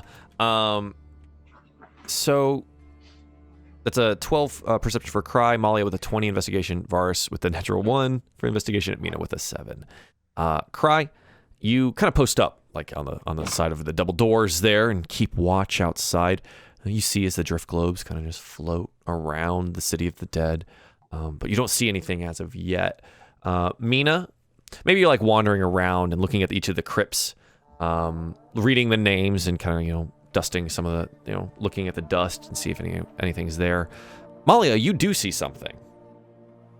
You see a spatter of blood on the ground towards the stairs. Is it Small spatter, but it's there. It doesn't seem to be a corpse of anything, or it doesn't seem anything died here, but... If I touch it, is it still wet? Yeah. It seems to have coagulated a little bit against the dust in the mausoleum itself, but it seems fresh. Boop. Kigs. You boop Kigs in? Yeah, boop Kigs. Hey, Okay. Could you track this down? Smell it. Yeah, sure. So Kigs takes at the blood and looks at me. Meow. And you want Kiggs to just go see if they can find it? Yes, try to track this. I believe this belongs to a rat, perhaps. It's very, very small. Yeah. Okay, so go ahead and roll me...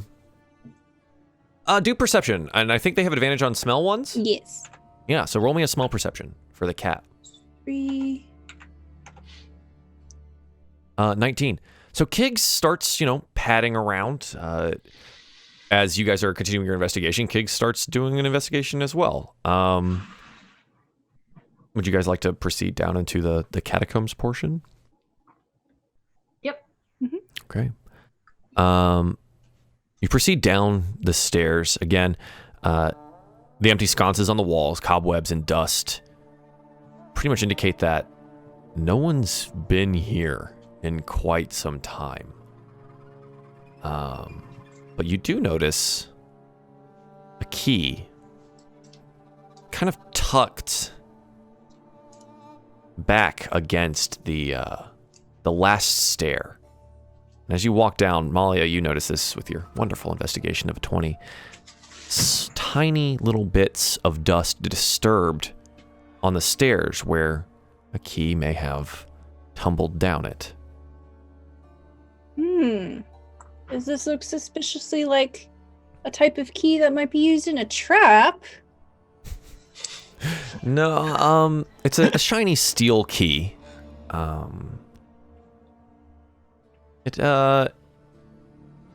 it doesn't seem like a trap. It looks very similar to the one that Grenda Garlock gave you. I shall very carefully pick it up, hold it up to Mina and Varys. Hold up the other key. Mm-hmm. 2 of them. Yeah. You look at the teeth of each of these keys and realize that this is a copy.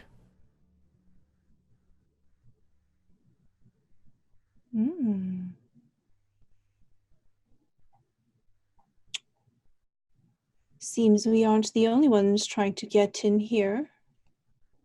This is a copy. But nothing around the mausoleum looks disturbed, you said? Like, it doesn't look like anyone's been down here? The catacombs itself looks like it's been undisturbed except for like where the key has been impacted. Looking around the upper level, it looks like this place has been more frequented. And the dust has been disturbed, but not in a discernible way that you can find beyond like scuffs or dust having been moved. It doesn't look like any of the crypts themselves have been disturbed. But you do notice that it looks like some dust has been disturbed basically up until the point of where you found the blood. I suspect one of 2 things. Either our visitor here does not have any feet and perhaps floats, or there is a secret door somewhere. Such as possible, I suppose. Shall we take a closer look, see if we can press some stones? Yes, let's get handsy. Cry as they begin pressing stones down in the catacombs. You see movement outside. Roll me another perception check. Oh, my weary bones. Oh, fuck. A 5. It's shadows. At the edge. Darting behind trees. Can't really make out what it is, but there's multiple. Fuck! They seem to be coming your way. Oh, Jesus. Oh, no. Okay. Everyone's inside the mausoleum. Yeah. Some people are down in the catacombs. I'm going to go into the mausoleum, shut the door behind me, and 1 second, let me see. Fuck, I don't have it. Oh, I want to try and bind the door shut. I'm trying to see if there's something I have a wooden spoon. I have a wooden spoon that I took from the Growlhund Villa kitchen. I want to try and get it in there so that they can't get in. The flip-flops all over again. Oh my. She's not stupid. She's just a little dumb. So, the interior of these doors, they're just flat. Fuck. They're just flat pieces of stone. The handles exist on the outside Do because they open inside? they open inwards. Can I shove it? Like, You want to wedge I want the to wedge it in spoon there. like under the doors Yep. to see if it acts as a doorstop. Yep. I would say that you can do this on one of the doors effectively. Okay, I'll do it on one door. Sure. Roll me an athletics check to see how well you wedge this bad boy in there. Okay, Laura Bailey, please bless this roll. I invoke the spirit of Laura Bailey in this roll. Fuck! God damn it! You shove it under as hard as you can into the marble door and hope. Okay. I'm not gonna leave the door, but I am gonna shout best I can. Someone's coming. Very effective shout. It's really bad. My voice is really bad. Oh. Someone's coming. Do we hear her? Oh, yeah. She's not super far from you, and the catacombs themselves it's just stone. So, like, there's no other sound happening other than you guys kind of, like, scraping around and pressing on stones and things. You absolutely hear cry. I put a spoon in the door. Oh.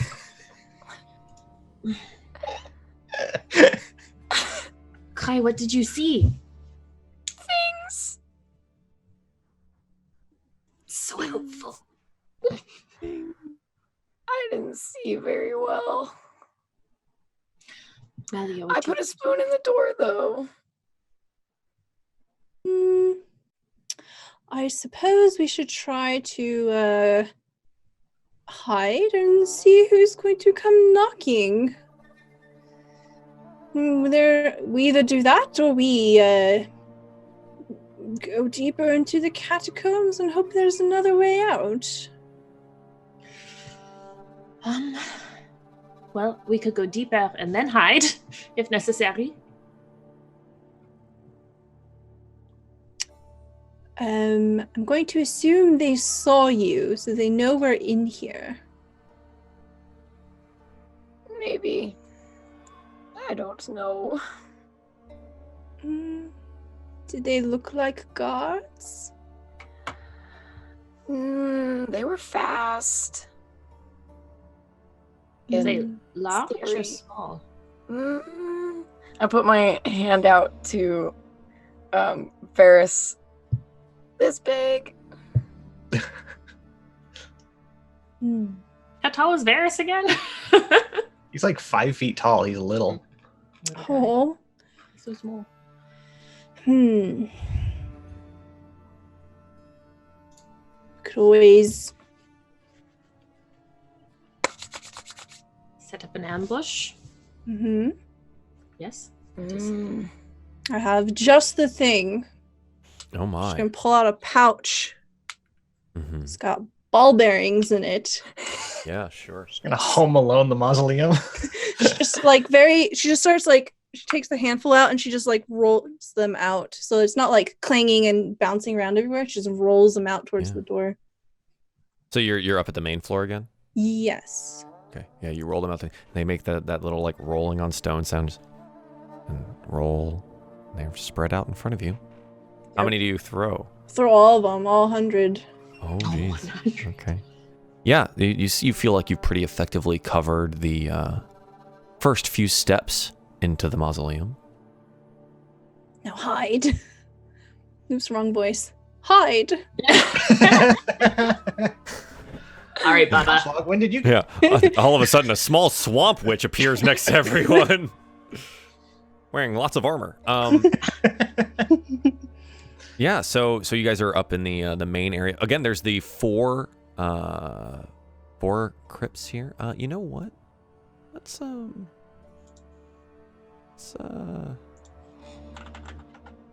grab some of your tokens, shall we? Mayo. Shall we? Let's put you on a map. Un momento, por favor, because now I gotta get this thing all the way over. Put you inside. So this is the interior of the mausoleum. Chat, I will show you the map here in just a moment. Just let me get it all set up. So players, you should be able to see, if you have dark vision, you should be able to see what's happening in the interior here, and I will add the light spell in just a moment. So let me see what you guys see real quick, just to make sure that I'm not messing it up. And off to the left. It should be on the left side of the big map, so you're kind of like in this little area here. So here you go, chat. You're welcome. Yeah, thanks for the ping. And I will apply the light spell here in just a moment. As soon as I get this on the right layer. Okay, perfect. So Malia. Oops, wrong layer. I keep selecting the wrong layer like a dummy. I know that feeling. All right, you now have you emit light. Oh wait, I already have you emitting light. That's weird. Anyways, so you have a 40 with 20, and all players see this. So, Malia, can you see in the location that you have? Yes. Perfect. So this is the area. You have these large coffins. Where would you like to hide? You've got some moments here. I think I'll duck back here, and I'll take my hat off and kind of hover it over the light to dim it. Sure, yeah. I think, here, I'm going to go ahead and freehand a thing here. But I think, like, this area is covered in the ball bearings right now. Mm-hmm. Okay, so just so you're aware, it's this, like, 10-foot across block. Oh, so that's the front. Yes, yeah, that's the door, sorry. Okay. The two little, like, rectangles there that you can see down on the south end are the doors. The triangles are stairs downwards. Okay, I thought those were the doors. Yeah, sorry, the triangle lines are your stairs downwards. Gotcha. Okay, yeah, Barris is going to hide behind this coffin. Okay, yeah. Yeah, but can I hide in a coffin? You can attempt to move the large stone covering of the coffin itself if you'd like to. Not worth it.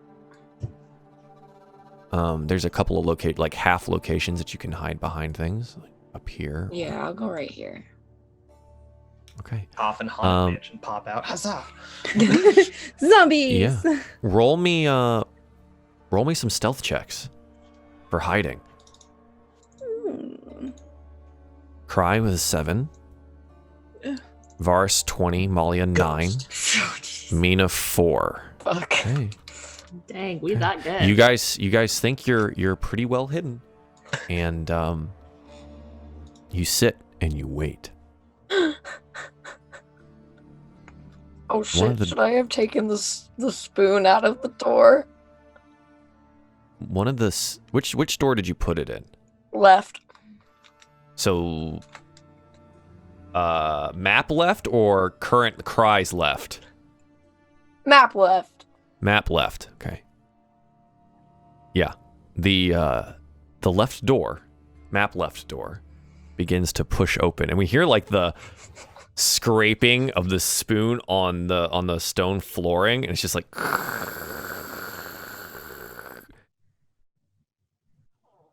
Malia, have you dimmed your light? Yes, I took my hat off and I'm covering. You've covered my the light. dagger. Okay.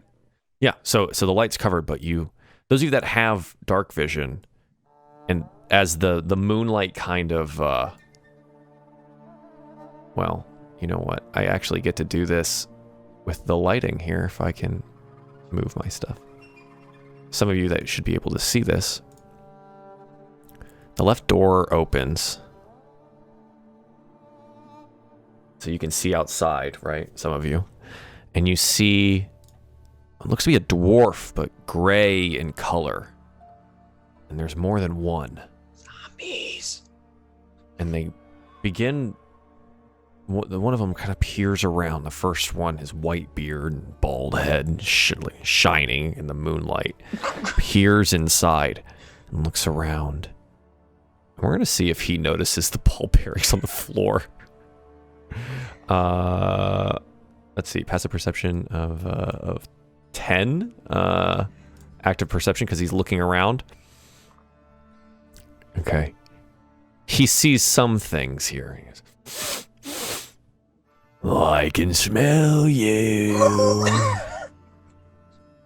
He takes another step inside and immediately steps on a ball bearing. What happens? I don't know. What happens when you step on a ball bearing? I don't know. You slip around and you fall. Oh, okay, here we go. As an action, you can bloop. Covering 10 feet on a side. Creatures moving across it must succeed on a 10 dex save or fall. So he immediately has to make this dex saving throw. He does, definitely. He steps on it and it slips out and he's like, oh, I know you're in here. Come on, lads, let's get him. And I'm going to need you all to roll me some initiativo after I clear this real quick. Clear. All right, roll me some initiative, please. And we're gonna have a fight.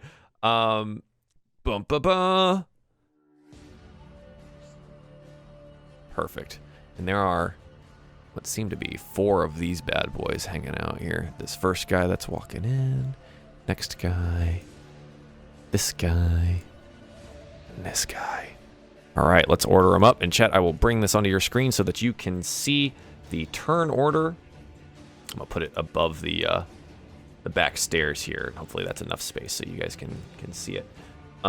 Yeah, okay, so Malia, you have the jump here. It seems they know that you're here. What would you like to do? I'm going to move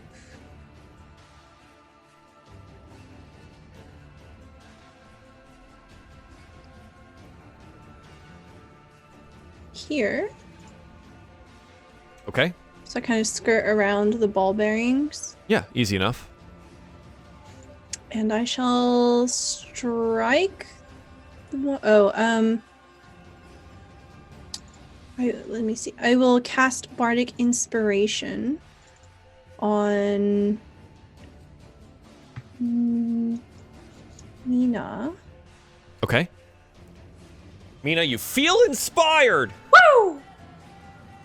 And I shall use my rapier and stab the one in front of me with my axe. Stab him! Get him! A 21 absolutely hits. You poke through the scale mail, definitely avoiding the shield that he has out. And deal 9 piercing damage, poking directly into his chest. Well struck. And he goes, ah! You bitch! I know you have the stone. Give it over! And that is going to be your turn? Yes. The next one says, move side, boss, I've got this. And all of a sudden, he begins to magically enlarge in size. He becomes bigger and bigger, filling the space, pushing the door open on the side. And he takes a step into the room, squeezing past his friend here. He'll make the save here, but he can strength saving throws on advantage, but not for his dexterity, right? Dex save, 13? Mm-hmm. He immediately steps inside and like falls on his big ol' enlarged butt. And he falls inside, and he gets back up because it only takes half of his movement to do so. But he does get back up, and he is going to take his wait, is this just his? Oh, this is a full action. Big ass.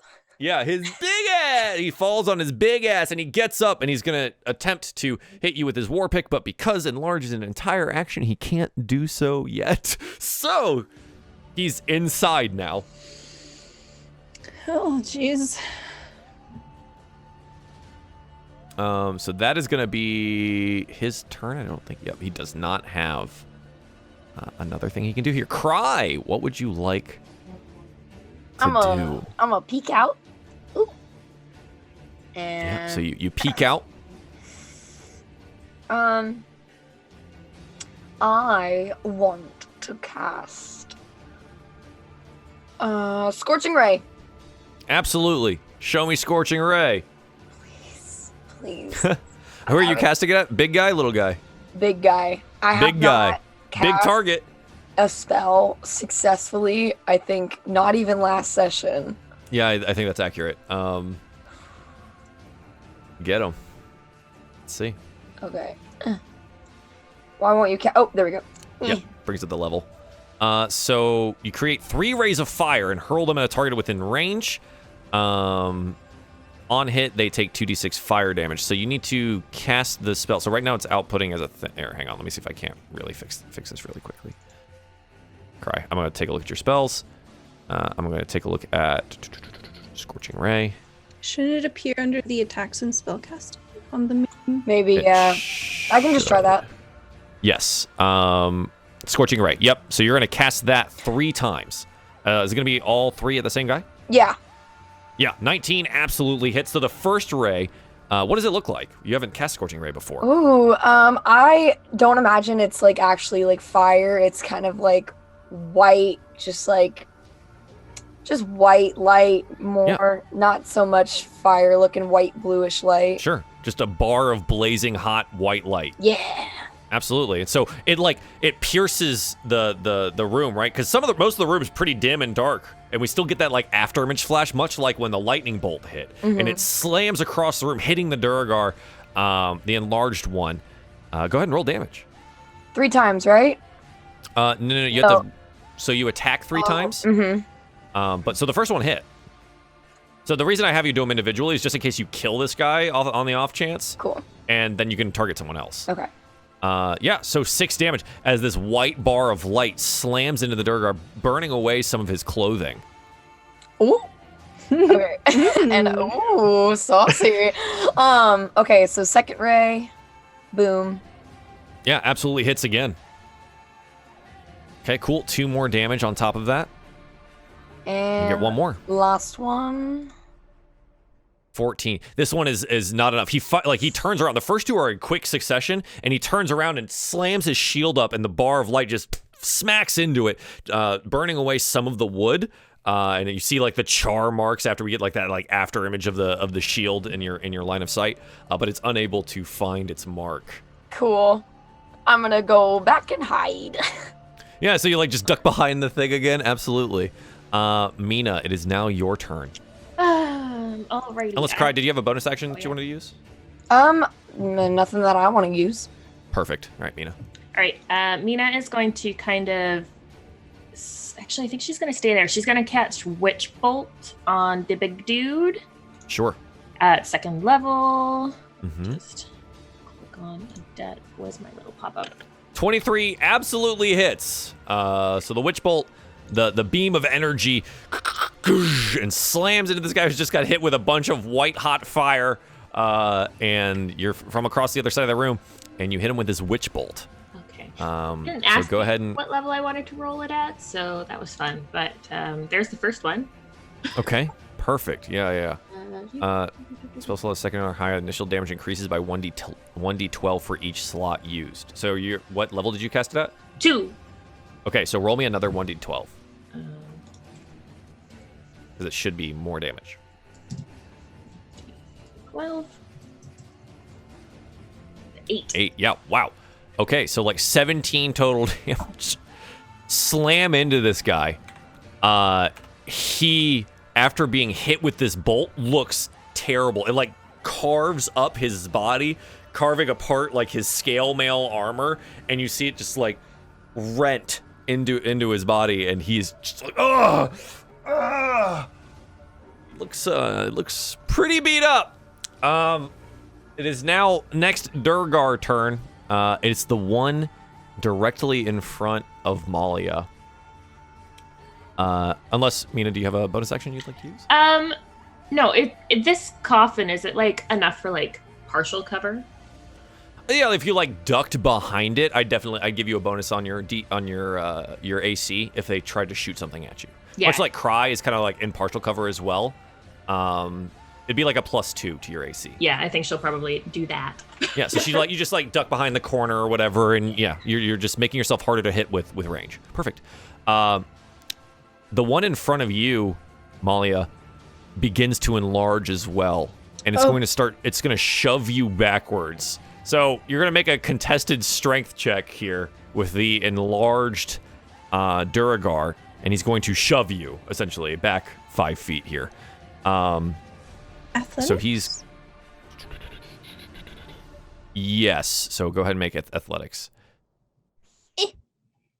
Yeah, you instantaneously get knocked backwards by the enlarging. It's not even like he shoves you, it's just he gets so big and you're just caught off guard by him also becoming larger and you get knocked back a space. But now there are 2 giant Duergar in the space here. And that's his action. Varus, what do you want to do? All right. On the big one closest to me, the one we've done all the damage on, I want to mark him. Okay. Yeah, you use your bonus action to give him the hunter's mark. Yes, and then I'm gonna fire at him with my marked. bow. Yeah, and you release the bow. His shield, he's hurt, but his shield still gets up in time to catch the arrow against it. Damn. I will scoot back into my hiding spot. Yeah, so you kind of like duck down and behind. Perfect.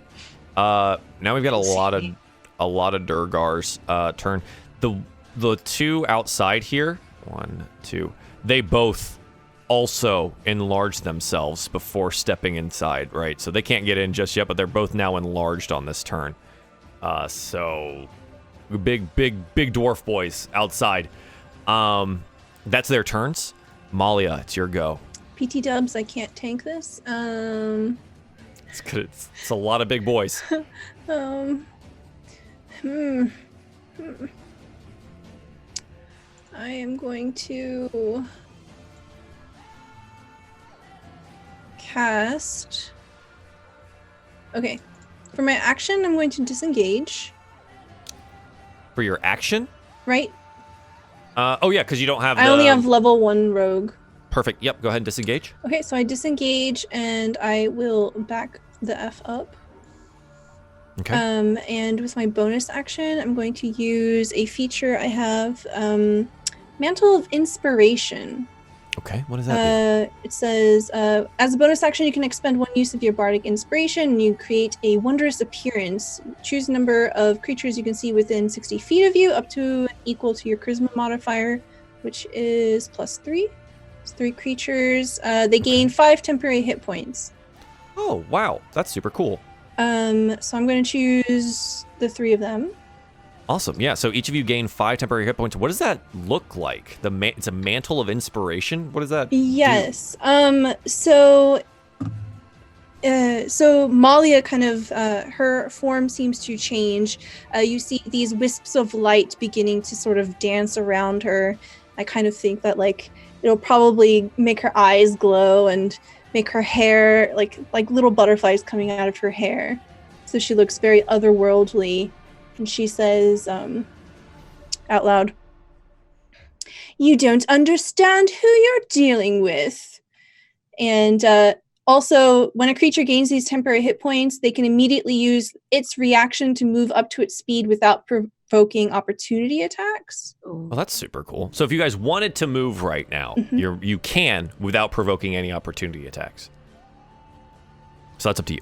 But yeah, and that's going to be my turn. That's awesome. Very cool. Very cool. Okay.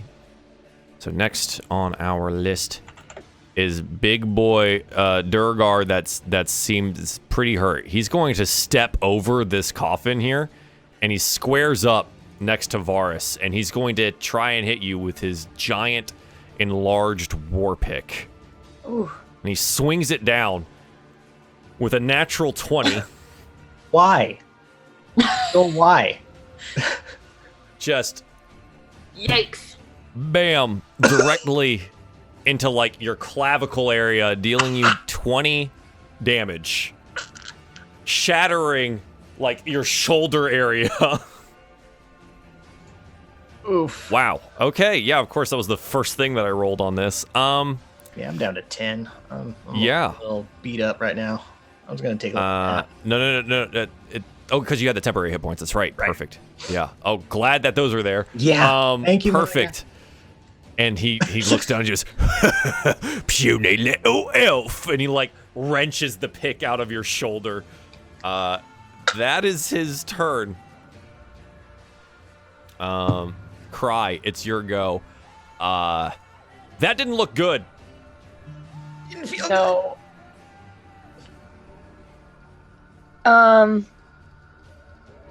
Help. Okay, I think I'm just gonna try and kill this guy. At least attempt to distract him. I'm gonna. Oh, but I'm so squishy. You know what? I'm gonna just scorching ray him again. Hell yeah. Yeah, I'm gonna Cast it up. Do it again. Okay. Another 3 white hot bars of light come dashing out of Cry's hands across the mausoleum here. The first one is not enough to hit. Again, he gets the shield up. He's like, I'm ready for you this time. Bitch. Yeah, the second one he catches again on the shield. He's she'll just give up the stone now. And the third one blasts through the shield. Roll me some damage. Woo! Okay, please. Yeah. It blasts through the shield, through his arm, and we watch. It's that moment. I don't know if you guys ever watched Dragon Ball Z, but like when Piccolo does his like special beam cannon and it like goes through people, we get that moment with like the white hot bar of light and it goes straight through him. Yeah, and he burns up and he's and you watch as like as he dies, he starts shrinking down in size. Just Okay. like and a deflating balloon and dies in front of you. then, There's Cry just is gonna come up over to Cry. and step in front of Varus. Oh wow. Okay, cool. Perfect. Cry, is there anything else you'd like to do other That's than it. slaying giant dwarf dudes? Perfect. Mina, it is your go. One is down, but you can already see that Varus is hurt pretty handedly. This could go south really quickly. Fine. All right. Question: if I cast a spell here, does this guy have reach? Would he be able to hit me? Like, would I have to do it at a disadvantage? One more time? If I were to cast, oh, am I muted? I'm not muted. No, you're you're good. No, okay, You're good. Just my brain didn't catch what Okay, you said. I'm so sorry. because these guys are ginormous, does he have like extra reach? Would the guy near me be able to hit me if I were to cast a spell, or do I have to do it at a disadvantage? So yeah, a ranged spell would be currently at disadvantage. Because he is as large as he is, he could easily reach over the crypt here with his pick and like hit you with it. So Yeah. he's definitely within melee range. If you like take a look at the map here, I mean he's within 5 feet. Just the token doesn't fill the whole space. So yeah, a ranged attack would be currently at disadvantage. If you wanted it to not be at disadvantage, I could say that if you wanted to use your quote-unquote reaction to disengage, because that was part of Malia's spell, you could move away from him right now for free. Okay, yeah. And then cast a ranged spell normally, but that is entirely up to you. That is what I am going to do. And I'm going to move over here. Oh, that's the wrong option. Okay, I'm going to move over here near the stairs. Yeah. So you you scurry up the stairs or over towards the stairs. Towards the stairs. And am I good there? Yeah. You're not. So it's just melee, right? So you're out of the 5-foot range here. Okay, and So then you're good. she's going to cast Shatter. Oh yeah. Right. Find where's the center? The center Yeah, is wherever yeah. I want it, so probably there, and then it's a 10-foot radius. So anybody that's like, oh, maybe not there. 1 second, guys. Maybe here. Can she see that far over the dude? I just don't want to hit Cry. If it's 10 feet, I think she'll be fine. Oh, you'll be fine. You'll be Yeah. fine if I cast it like on the door. Yeah. So I guess it's a 10 foot. It's a 10-foot radius. I guess what I'm looking at here is that technically he's like behind this wall where it can hit him. I guess yeah. He's well enough in it that he could take. I think I'd give him advantage on the saving throw because Sure. the wall's there. Yeah. But otherwise, yeah. Go ahead and cast it. Put that in the chat for me. Okay. Oh, why didn't you go in the chat? That was weird. Oh, hang on. It's asking me what level I want to hit. The level. Yep. There we go. Yep. So DC 13 con saves for the three of these guys. So 1, 2, 3. One of them made it at advantage. So yeah, it 17 damage. Yeah. The one in the room right now, as we hear the shatter go off because it is immensely loud, Yup. throws Big Duergar boy this direction, slamming him into the wall as he shrinks down. Like, so we watch as he gets like shoved over, slams to the wall as normal sized Duergar, head cracking against the marble of the stairs, absolutely dead. The next one, 17. It's 17 damage. That's actually immense. So that's. Yeah, this one gets pushed backwards. I know Shadow doesn't necessarily have a push, but I always like imagining it's enough force that like big ones will definitely shove people. Yeah. And the next guy, with advantage, he makes the save, so he takes the half damage, correct? So it'll be 8. But yeah, he's hit by it as well, and like chunks of the wall have like come off and like sprayed them with like this like marble gravel now. Huge hit. Jeez. Okay.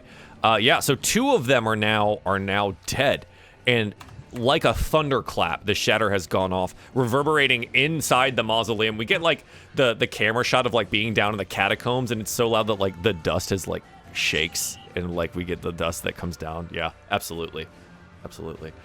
Yeah, super loud. There's 2 remaining. They seem hurt, but still determined. Mina, is there anything else you'd like to do? No, I'm just gonna hang on. What level? My warlock level is 4 now, right? Yes. Yeah. Okay. So I can replace my temporary hit points from Malia with the temporary hit points I gain from killing someone, right? Yes. They don't stack, yeah. They don't stack, but I'd give you the bigger number. Yeah, I think right? I get. Okay, so I get my charisma modifier plus my warlock level, which would make it 7. Perfect. Yeah. So now you have 7 temporary hit points. 7 temporary hit points. Hooray! Perfect. I'm glad you got to use the reaction to disengage too. That's super cool. Yeah, We got really nice stuff for new skills. Yeah. Okay. So now that's a dead Duergar. So it's Varus's turn. All right. I'm still upright. Wondering if I should fight or heal. It looks like Molly has bought you guys a little bit of time since the other ones are outside, but they're definitely still enraged and enlarged. Yeah, I might cast Cure Wounds on myself. Yeah, go for it. Give myself a little more juice. Mm-hmm. Submit. Go. 8. Yeah, 8. Yeah, so go ahead and heal yourself up. 8. Perfect. All right. And then, I think I'm gonna stay where I'm at. I'm just gonna heal myself and prepare for the next wave of giant angry dwarves. Yeah, sure. I think that's a wonderful idea. Let's see, is this a dead Duergar? Nope, that's an alive one. Okay, so they're both one right after the other, and the other one's dead. Okay, I'm gonna remove that guy from the list. So yeah, now it's the Duergar's turn, but before they get to they find themselves able to move in, we get the camera shot of like the enlarged Duergar about to like walk into the mausoleum, and then we see a torchlight kind of like off to the side, and we hear a voice. Who goes there? Oh shit. Oi, what's going on over there? Make yourselves known. And then we hear like he like walks into the frame, and it's kind of like aging guardsman, a knight, and he walks into the area. He goes, what's going on here? And he draws his blade here, and he's going to attempt to be helpful. Yeah, so he's gonna jump in at this point in the initiative order, and I will go ahead and put him back onto the map. You guys can't currently see him because he's outside. But there seems to be someone outside that's gonna be fighting this Duergar. And so he is going to make 2 attacks with his sword. And he does so. He makes those attacks. Jeez, that's a big strong boy. So he deals. Oh god, yeah. The first strike kills, like cleaves in half almost immediately. The severely injured Duergar, and we watch, like, we get the shot of. We don't see like his face just yet. We just see like it's an aging guard. And he kills one of these Duergar. We watch as it like shrinks down back to its original size. He goes, "What's going on here? Who's inside the mausoleum?" And he looks like he's squaring up with the next Duergar. "What evil is afoot?" So what? I think that's gonna be his turn. So he goes after Varys. That Duergar is now dead. This next one sees him and he's, shit. And I'm gonna see if, let's see what the Duergar do here.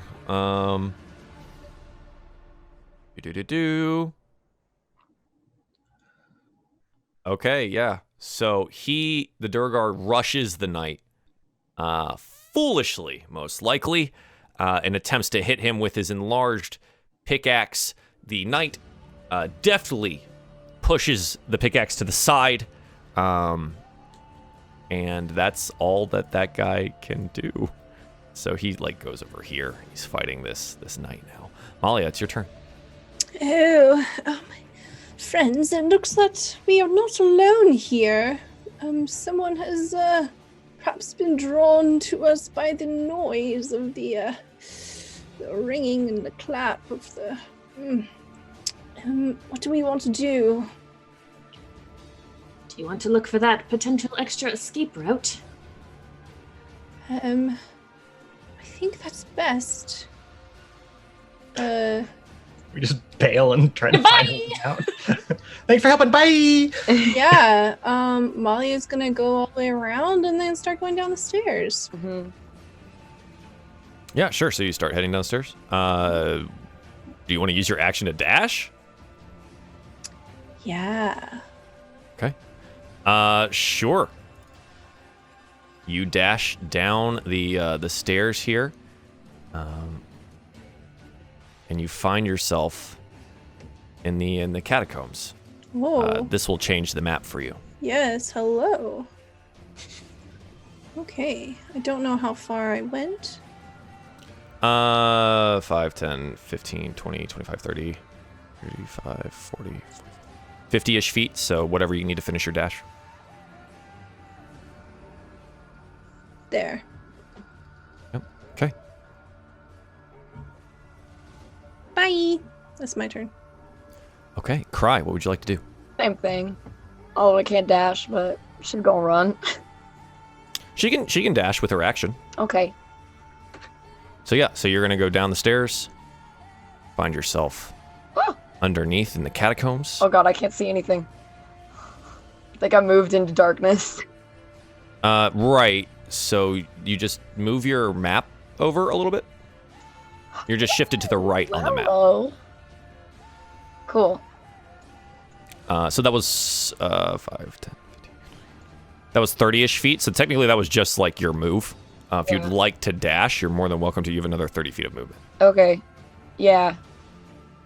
I'm gonna just get right next with Malia. Okay. Mina, what would you like to do? Pinsies. Oh, we lost someone. No. Bye. Oh no. Bye. All right. Not sure what happened, but now that means the cameras are gonna be all weird for a second. Okay. Oh, he's Oh back. gosh. He's back, but now all the cameras are in different spots, which is fun. But that's okay. I'm Varys. Doo-doo-doo-doo-doo. Hey bud. Sorry good? about that. My internet entirely dropped out on me. Oh, jeez. Fine. I apologize so badly. All good. I'm just gonna move some cameras, and we're gonna have to. We'll do the shoutouts a little differently, but that's fine. Okay. Okay. So that fixes that. I think. Though I realize now that some of this stuff is weird, but it's okay. Get every single thing shut down on me. Oh no. So yeah, we'll give you a second to get that figured out. Did you want to just also run down? Yeah. We'll just scoot Varys down with everyone else. Okay, perfect. So I'll just go ahead and drag you down there. So when you load in, you'll be fine. Okay. I think everything's good now. I just had a Okay. little blackout moment. Sure. And Mina, go ahead and do your turn. You said you're gonna run down as well? Yeah. All right. So I'll pull you over here, and then chat. As it goes black, we'll move over to the other part of the map.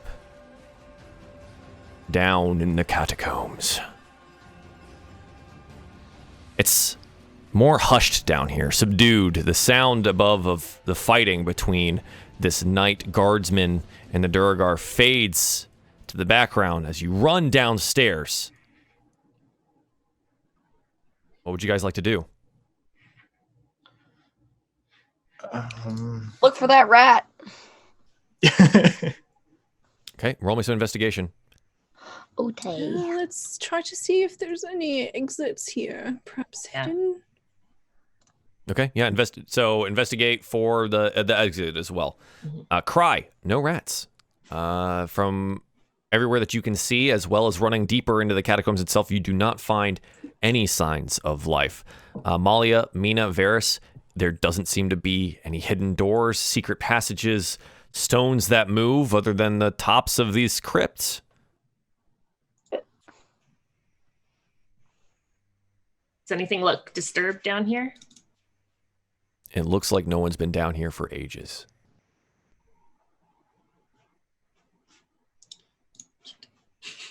Hmm. We get the final shot of Sir Ambrose Everdon slaying the evil Duergar above, the Duergar shrinking down to size, collapsing down onto the other corpse of its fallen brethren. And we get the picture of Sir Ambrose with his torch held high, looking inside the mausoleum. Hello in there? Hello? And then we watch as he starts to walk inside. What do you guys want to do? So the catacombs here ends in a dead end in front of us. So yeah, I mean, you can run down the catacombs and see what happens. Oh, there's more stairs? I mean, you can move on the thing and find out. Right. Oh god, I keep using the wrong option. Oh, look at that. Oh. Yeah. Keep going. Just keep going. Yeah, I think we're gonna just keep going. Sure, yeah, keep going. As you guys run down the end of the catacombs here, you find some empty locations where future things can be kept. In front of you, at the very end, you see a door. Go through it. Check it for traps. Wait. Oh.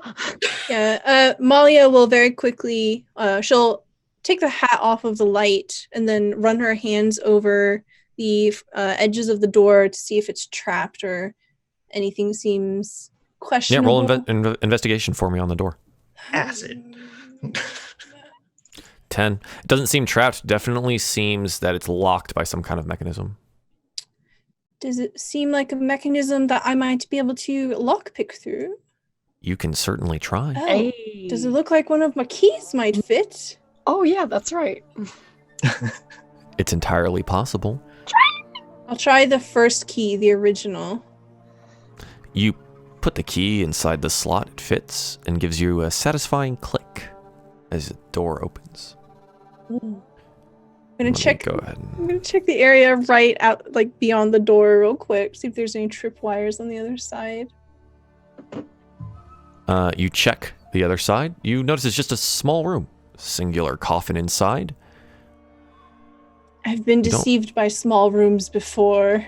Investigate the threshold for me. Might as well. Mm, 3. Doesn't seem like there's anything. mm. Do we go in? Might as well. I can go in for you. As all of this is happening, like we get a shot of Sir Ambrose Everdawn like stepping inside the mausoleum. Hello? Heard other noises in here. It's safe now. You can come out. And then like he steps on the ball bearings. Oh no! Shit. Grandpa! Let's see if he breaks his coccyx. Throw out his hand. We keep hurting old people. He slips and he catches himself. Oh.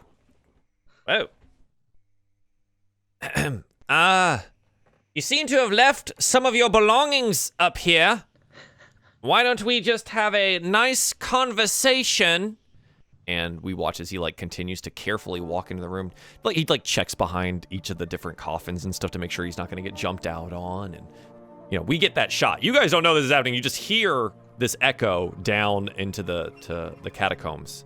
You hear like an older gentleman trying to talk to you. What would you like to do? Let's pile into the room and Kiggs. I'm gonna leave Kiggs right here, and we're gonna go inside. So you leave Kiggs outside the door, and you're gonna try to squeeze everyone into this room with the. Okay. Yeah. Yeah, and then we're gonna close this. Oh my god, this room is tiny. Holy crap, it's tiny. It's time to get cozy. We're gonna slam this door shut and lock it. Okay. Can we? Okay, first of all, before Wait, we do yeah. that, can we open it from the inside? We just die in here. Start I mean, it seems it does look like the lock mechanism is operable from the inside. Okay. Okay. The door itself is just like on hinges. You just push it open.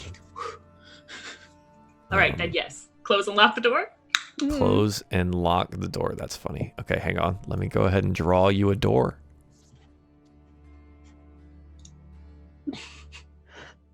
I'm gonna possess Kiggs.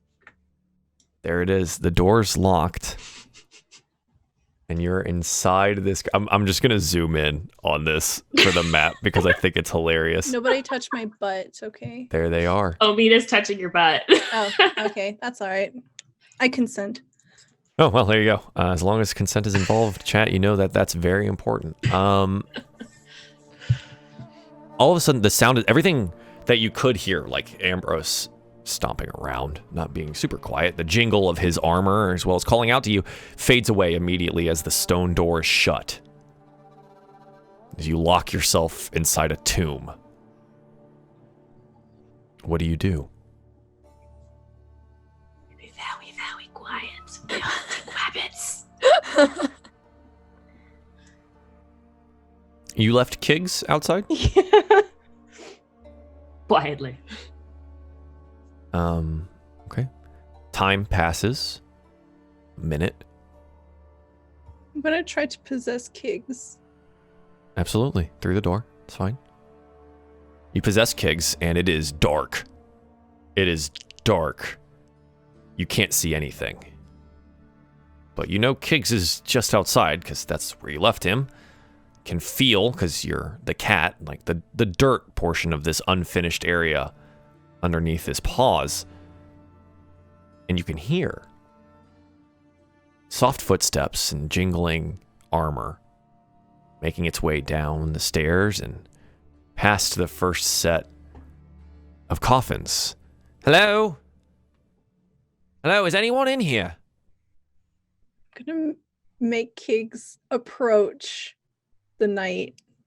Yeah, sure. Kiggs using its cat-like wiles to not bump into anything with its whiskers. And we see now, like, at the end of the hallway, you see, like, lantern light, or torchlight, right?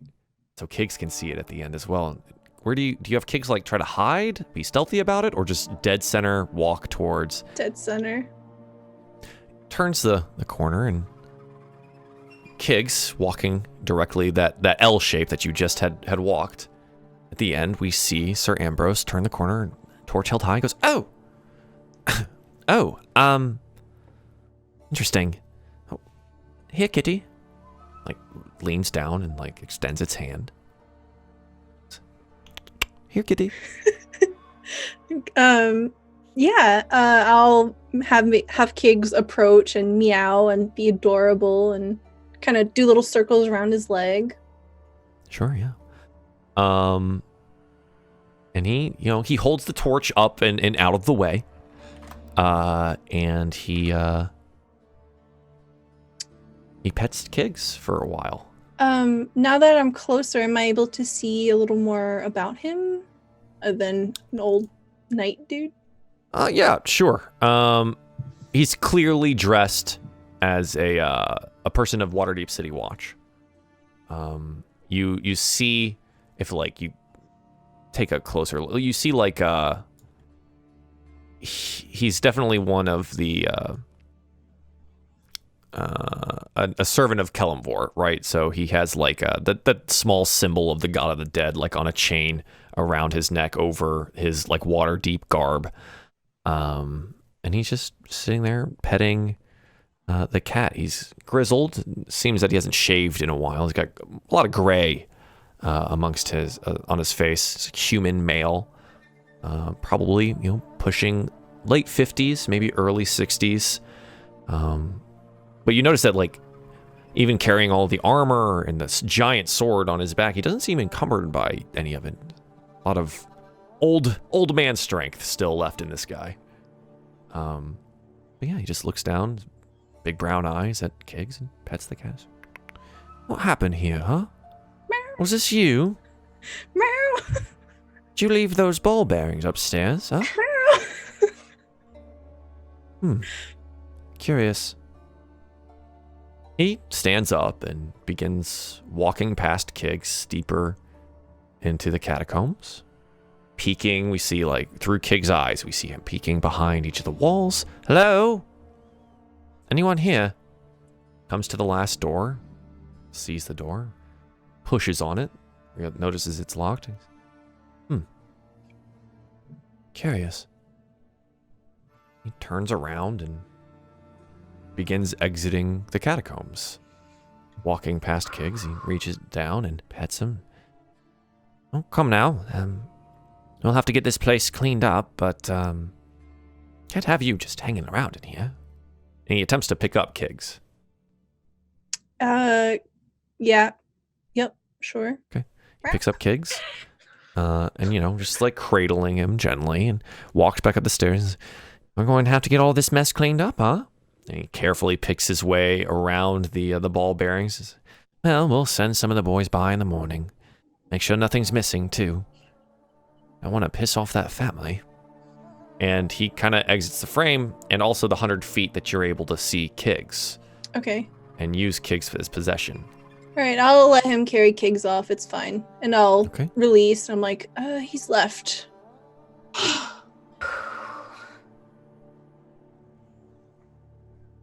All right, let's get out of here.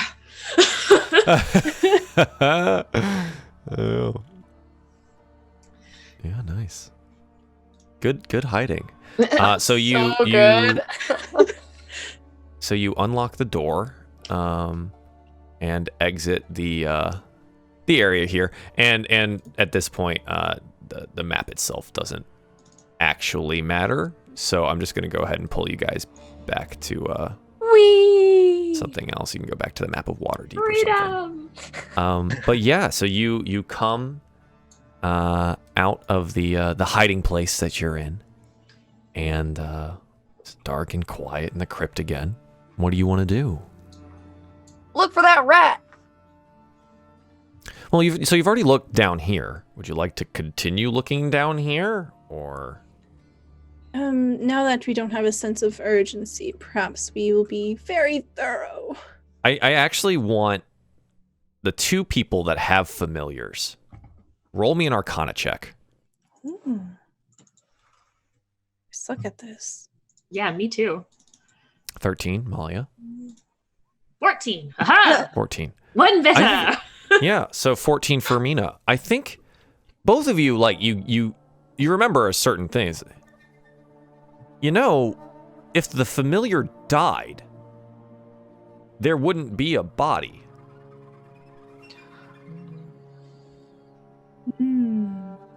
It would just disappear. to be resummoned again. So something might have killed the familiar, taken the stone, and left.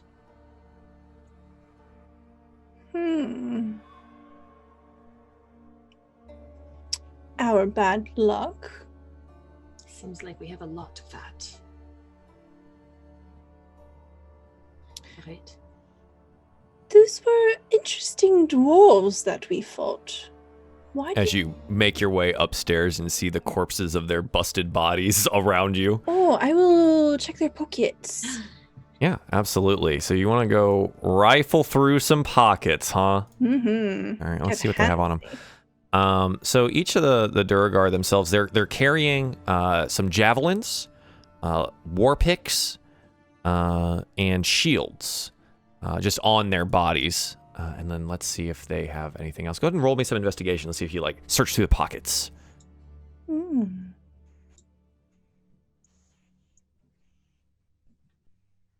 15.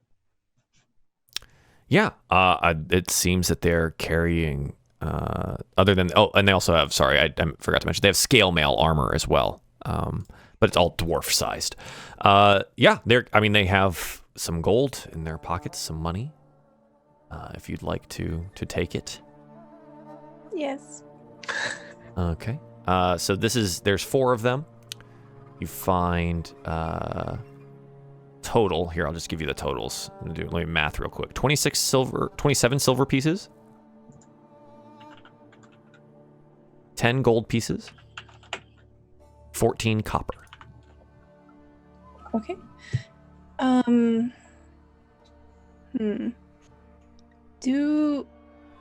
Varys, do you know anything about these dwarves? Do I recognize these dwarves? Yeah, does Varys know anything about these dwarves?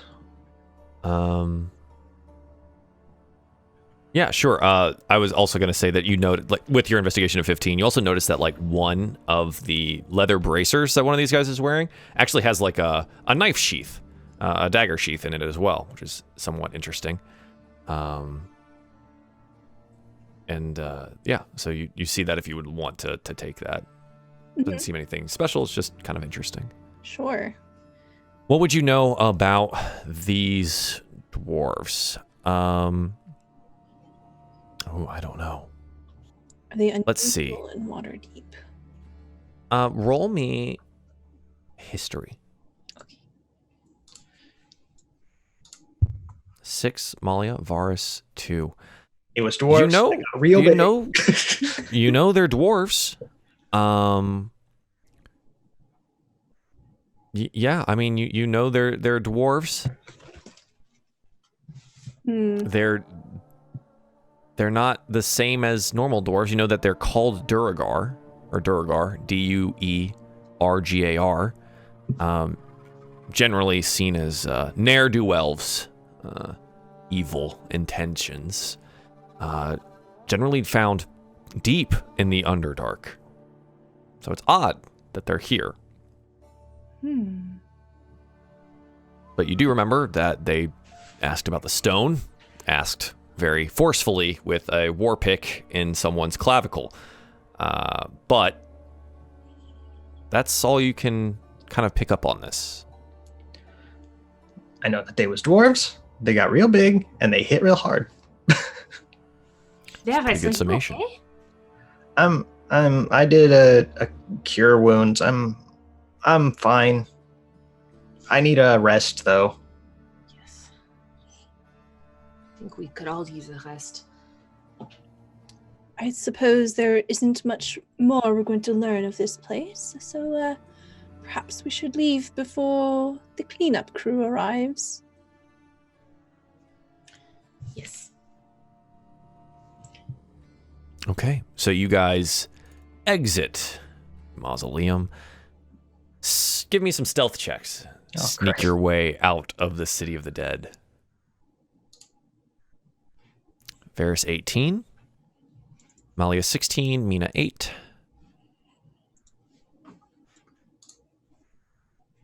Cry. I was gonna, before we leave, Sure. wanted to pat one of the coffins and just do a quick little sorry about the mess. Sure. She wants to apologize for sure. Mm-hmm. And 7 for Cry. It's a group, not super bad, roughly middling. It's clear that you're tired and trying to quickly make your escape out of the City of the Dead. Do you just head back to where you had come in? I think so. I think so, yeah. Without incident, you do make it to the wall and up and over. In the early morning hours, as it is now, you make your way back to Trollskull. Is there anything else you'd like to do on the way back, or would you like to just get home? Oh, it's really late, huh? Yeah, I mean, it's night. It's almost the next day. But it's been dark for a while now. I know Fala can't see it, but I'm gonna still wave. Sure. So you make your way down Trollskull alley. You wave to, I just noticed that Cry and Mike are in different positions in their... I'm very... Fix that real quick. But yeah, so you wave I'll eat a rat. to a probably sleeping Fala, and you make your way to Trollskull. Trollskull is quiet. The fire is still going, and you walk inside and you see Jane scrubbing down the bar top, and she goes, "Oh, hi, welcome home. I hope you had a good day." As she gets like a closer look at you as you all come in, and you're all like in various states of disrepair, and like your clothes are tattered, and like there's blood stains on things, and she's like, "Oh, big day of adventuring, huh? Glad you're all right. Welcome home. Need a drink, food, or just your beds?" No more drinks. No more drinks. No more Fine, alcohol. Yeah. No more drinks. Of course. She pulls out like your usuals, right? Like you've been doing this for a while now, so she obviously brings water out, and then she gives you each like your glass of wine and whatever. She's, "I'll see if the cook's got anything left over for you. Bring your snack. Biscuits. I'll find you some biscuits." And she goes back into the kitchen. She comes back out. They're cold, but they're still just, good crumbly biscuits, right? She's like, "Oh, this is cold, but I got you this and some of today's meat." It's also kind of cold. And she's like, I put it in a pan, reheat it for you. Biscuits, some of the beef what we had today. Oh, thank you. She nods and she's, "I'm about finished here, cleaning down. I'll lock up for the night and head home. You have a good evening, and maybe I'll see you tomorrow." She goes out, takes the key that you've given her. She locks the door for you guys out, and she gives you a little wave from the doorstep, and shoulders her little bag and walks to her house. And that's where we find ourselves at the end of today's show. So it's 5:30. We started a little bit early today, so we're gonna end a little bit early as well. That was a lot of fun. That was really cool. That was a really good game. That was a lot of fun. That was good NPC encounter, good fight, good hiding. Oh, it was Hiding good. was so good. It was really fun. I had a great time. So thank you guys for playing. Chat, thank you for being here tonight. I super duper appreciate it, even though that we were a little bit early. And you came by to watch it. Yeah, so that was super cool. I think we'll do some shout outs here in just a second. I do want to do that. I know that the cameras are gonna be a little bit messed up, so we're gonna do Mike, but Bravo's gonna show up on the screen. So Mike, you're camera 3, and I'm gonna put your camera up there in just a hot second. Camera 3, bop. And bye, Bravo. Mike's there now, and we're gonna put him behind the overlay. And then there we go. Mike, where can the people find you at? Hey, thanks. At nodicemike.com. You can go there to find information on Patreon, commissions, all my social media. One convenient place for all of my information, nodicemike.com. Thank you very much. You know what I'm going to do right now because I keep forgetting this? nodicemike.com.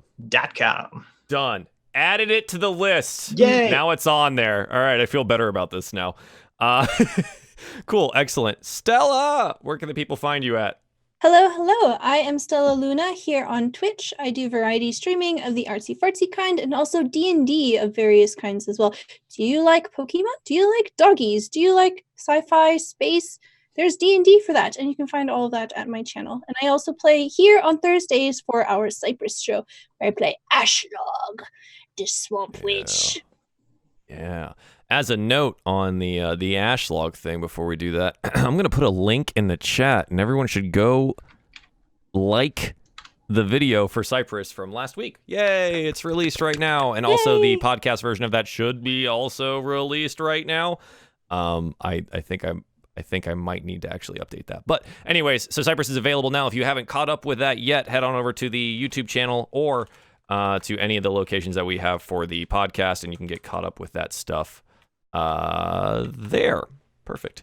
Let's see who shows up when I click Dame's button. Dungeon Dame, where do the people find you at? Hey guys, you can find me here on Twitch at dungeon_dame, also on Instagram and Twitter at the same name. You can find me here playing Dragon Heist on most Sundays, over on Stella Luna's channel playing Dark Matter every other Friday, and once in a while I will be playing on Kiba22's channel some more D&D 5e. So if you want to watch D&D, those are the places I will be. Excellent. Thank you very much. Now when I hit the Bravo button, Mike's going to show up. Oh. All right. Let's wait. Let's find out what camera Bravo is first. 2. Okay. So hang on.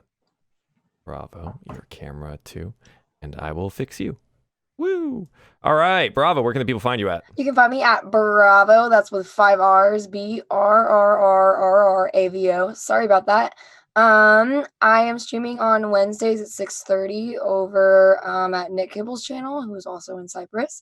We do NPC Lab, where we build NPC monsters and sometimes magic items. That's all open stuff that if you're a DM, you can put into your game. I just had a really fantastic encounter made last Wednesday, so find that. I'm going to be streaming a lot more games in Overwatch as well. I'm going to do a game fuel experiment. Don't know when, but stay tuned for that. So yeah. Awesome. Thank you very much. Is that? I think I did everyone. That's pretty good. Hi, I'm RunawayRobot, Joel, your resident DM here for all DieFall shows, and I appreciate you guys being here tonight. If you haven't followed the channel already, you should absolutely do that. You should also follow all of these lovely people on their Twitters and on their Twitch channels, and all of the fun things. We will be off next Sunday, because Gen Con, woo! And our lovely Stella Luna will be gone. So we're going to have both this Thursday and this Sunday. There will be no Dungeons & Dragons, taking a week off. We'll be doing stuff on the channel. I'll be playing games probably pretty poorly, but it'll be great. We'll have a great time. Have a great time. And I think that's it for us this evening. Thank you, everyone, for tuning in once again. I hope you had a wonderful time. And until next time, later. Bye.